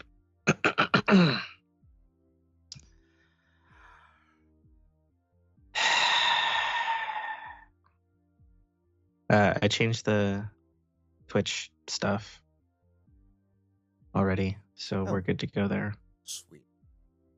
Yeah, I Let did me- that while I was waiting for Skype to figure its shit out. Just in case. Live from your grave. Oh, that's loud. That's what I was checking. That's extra loud. And I've got extra installation too. Yep. What's funny is Live from your grave. none of this is showing up in fucking yes. Cool.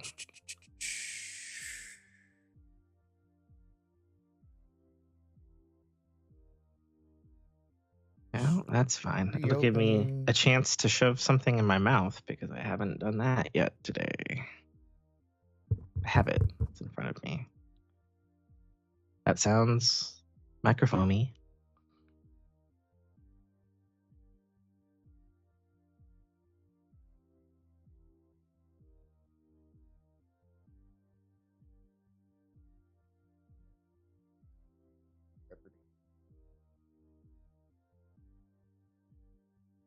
Because fuck you, that's why.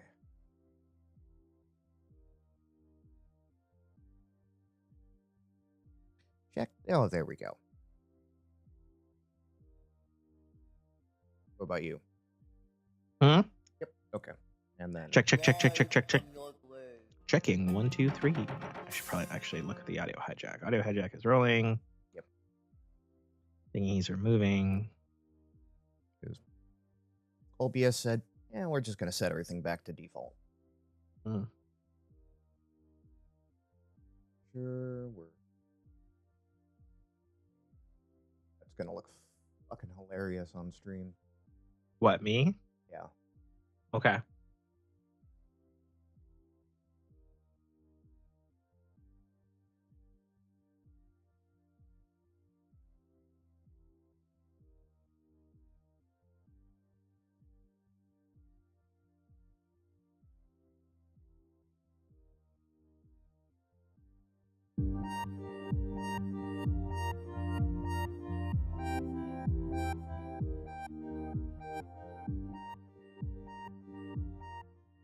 We're just launching into it. Is that what's happening? Nope, just checking levels. Okay. I was gonna give you time to finish your. Oh, okay. That's courteous of you. Thanks. Unlike last cast where I came right back from a break and Honestly, it wasn't that bad finding the edit on that. It was actually this audio when I put it in the outtakes because I have this track running. mm-hmm. So there's like an overlapping thing for a Uh-huh. bit. And I was like, fuck it. I'm not even. They can deal. It's outtakes.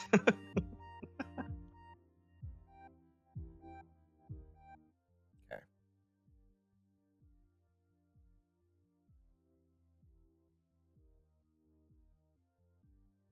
All I'm saying is you have a green screen and it takes 2 seconds to find a boxing background and put it into Skype. That's all I'm saying.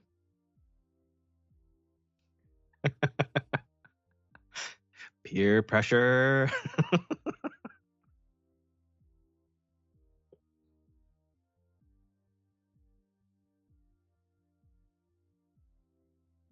I'm also doing it because my room's a mess right now. This is why I always have the green screen because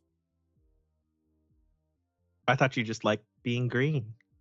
nope, my room's always a mess. Fair. Except you hide it with a physical object. No internet required. Correct.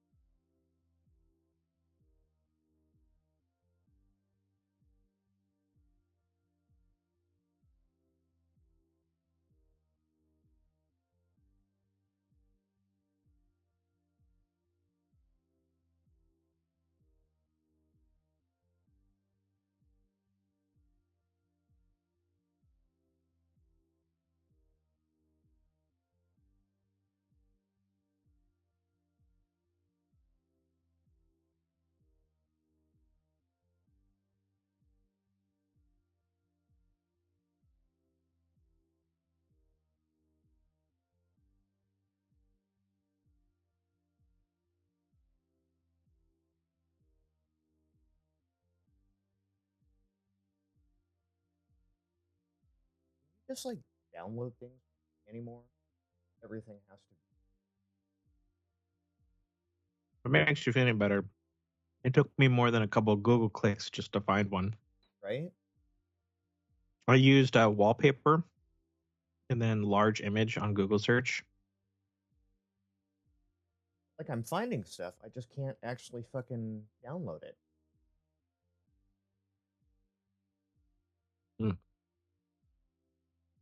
Wow, my download and upload are kind of ass. Got 11 on upload. I usually have 20. My download's 8. What the fuck? That can't be a real test because you're not coming in glitchy. Let me hit it again.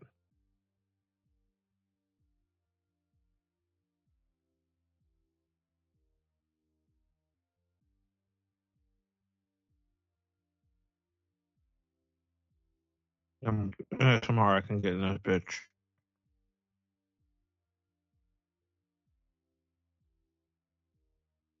Shit. It's gonna be a wild show. We have like I didn't post shit in the Discord. Last 2 weeks.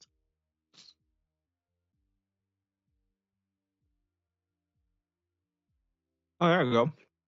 Nope, that's not quite Actually, looks good. Oh, looks good, dude. You look like you have a healthy alien glow with the green screen. There you go. Okay. Solid.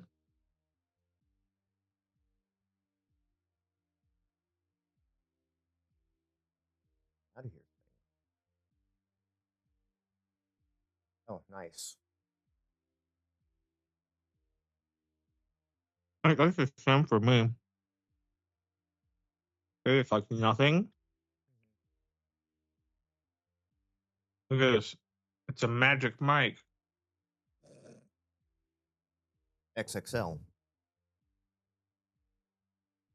I smash into it with my glasses. Oh, here. Let's just move it out of the way so it can stay out of the way. With my healthy alien glow. Mm-hmm.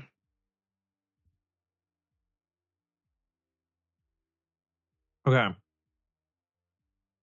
Backgrounds. I need your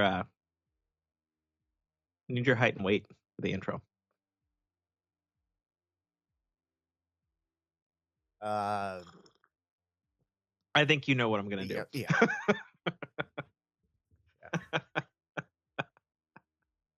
5'9", 160. 5'9", 160.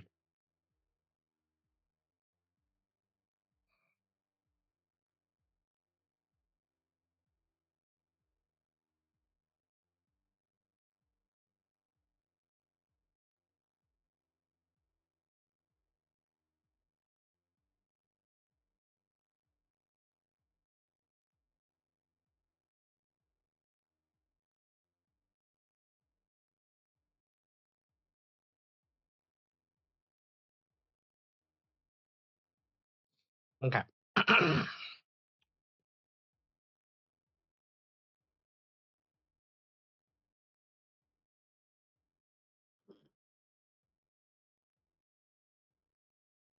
Does that come through the mic? I don't have my coffee pad. What's that? I lift my coffee mug. Does that come through? No. Really? Wow. Good mic. Good Deadpool. There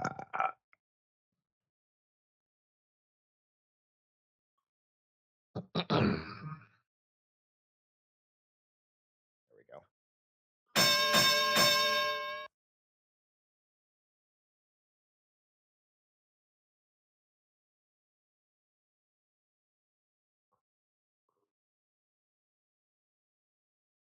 Hey, what are you doing?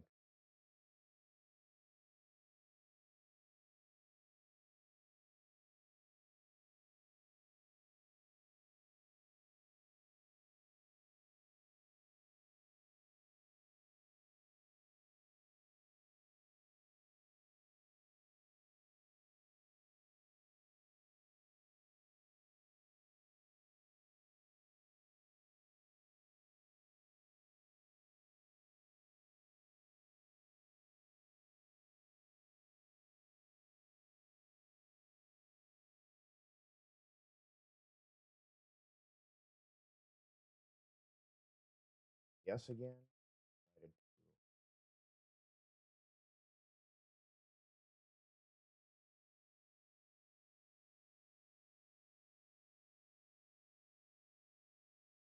Did you hear that at all? No, didn't hear any of that. You just glitched terribly. What was that?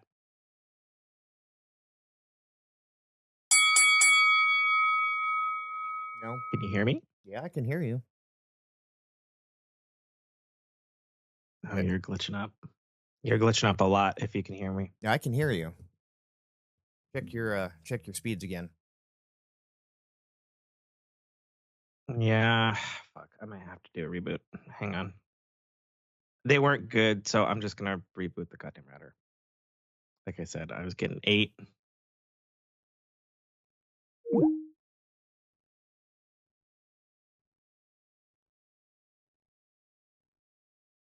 Again. I found out my Motive Mix has a sound check feature that is super fucking helpful. Look Oh. at that. Sure, making apps and products that work correctly with a Mac and are helpful. Yeah, I did a sound check thing and advised me to move my mouth a little tiny bit further away, and I was like, Nice. look at you helping me. Like that piece of shit Yeti X.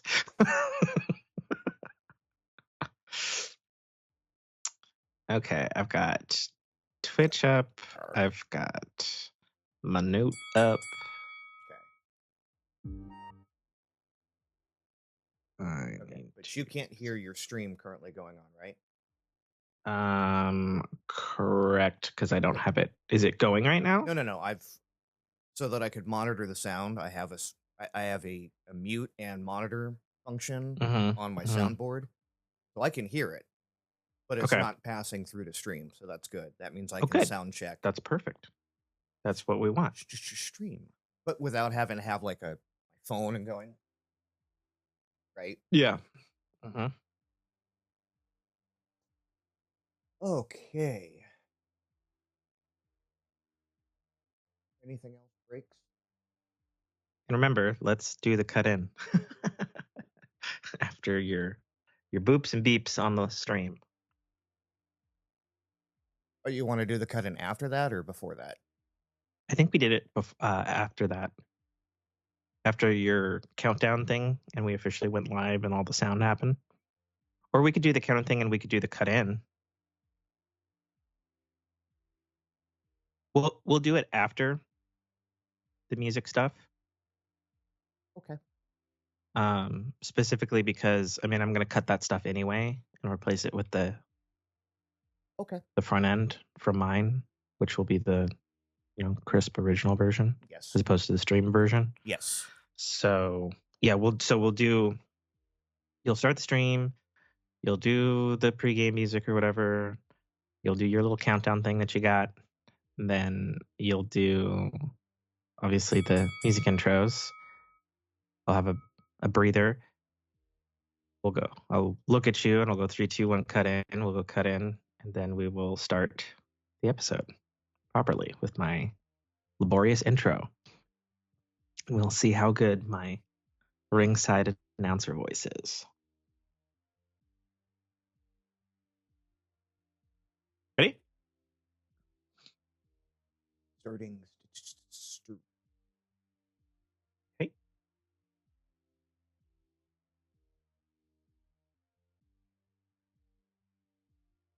Oh, hey, look at.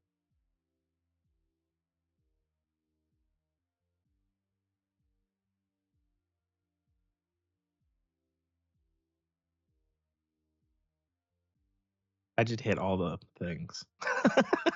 For whatever reason, it never remembers. I mean, I hit it. I don't know why it didn't. Your thing. All right. Recording.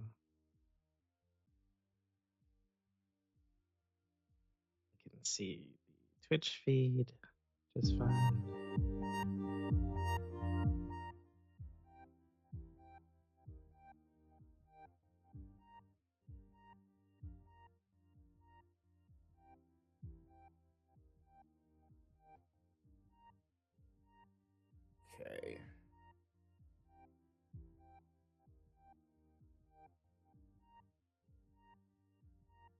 I think everything is good on my end. Things are popping over here.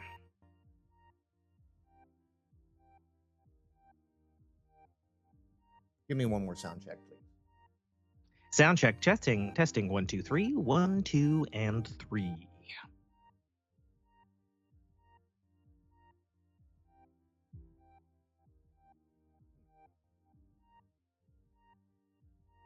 What's seems not good. No, I think we're okay. Yeah, for whatever reason, your on-stream level was a lot lower than mine.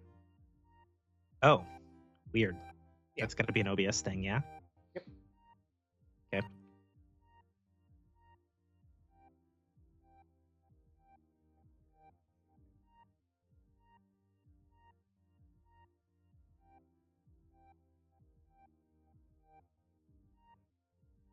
Okay, and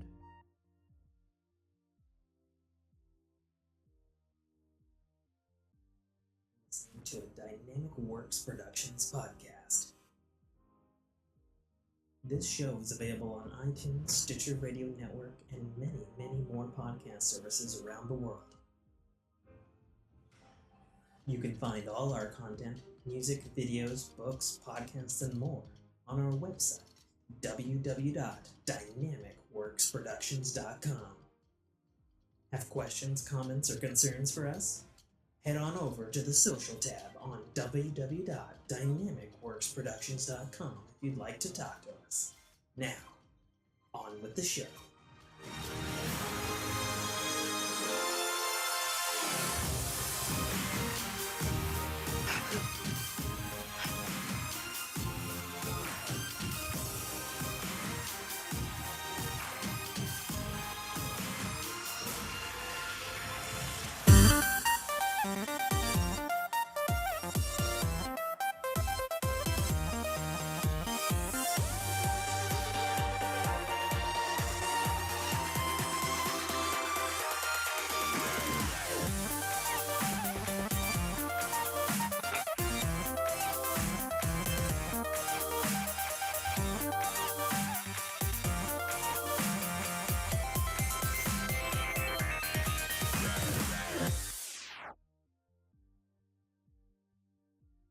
In 3, 2, 2, 1. 1.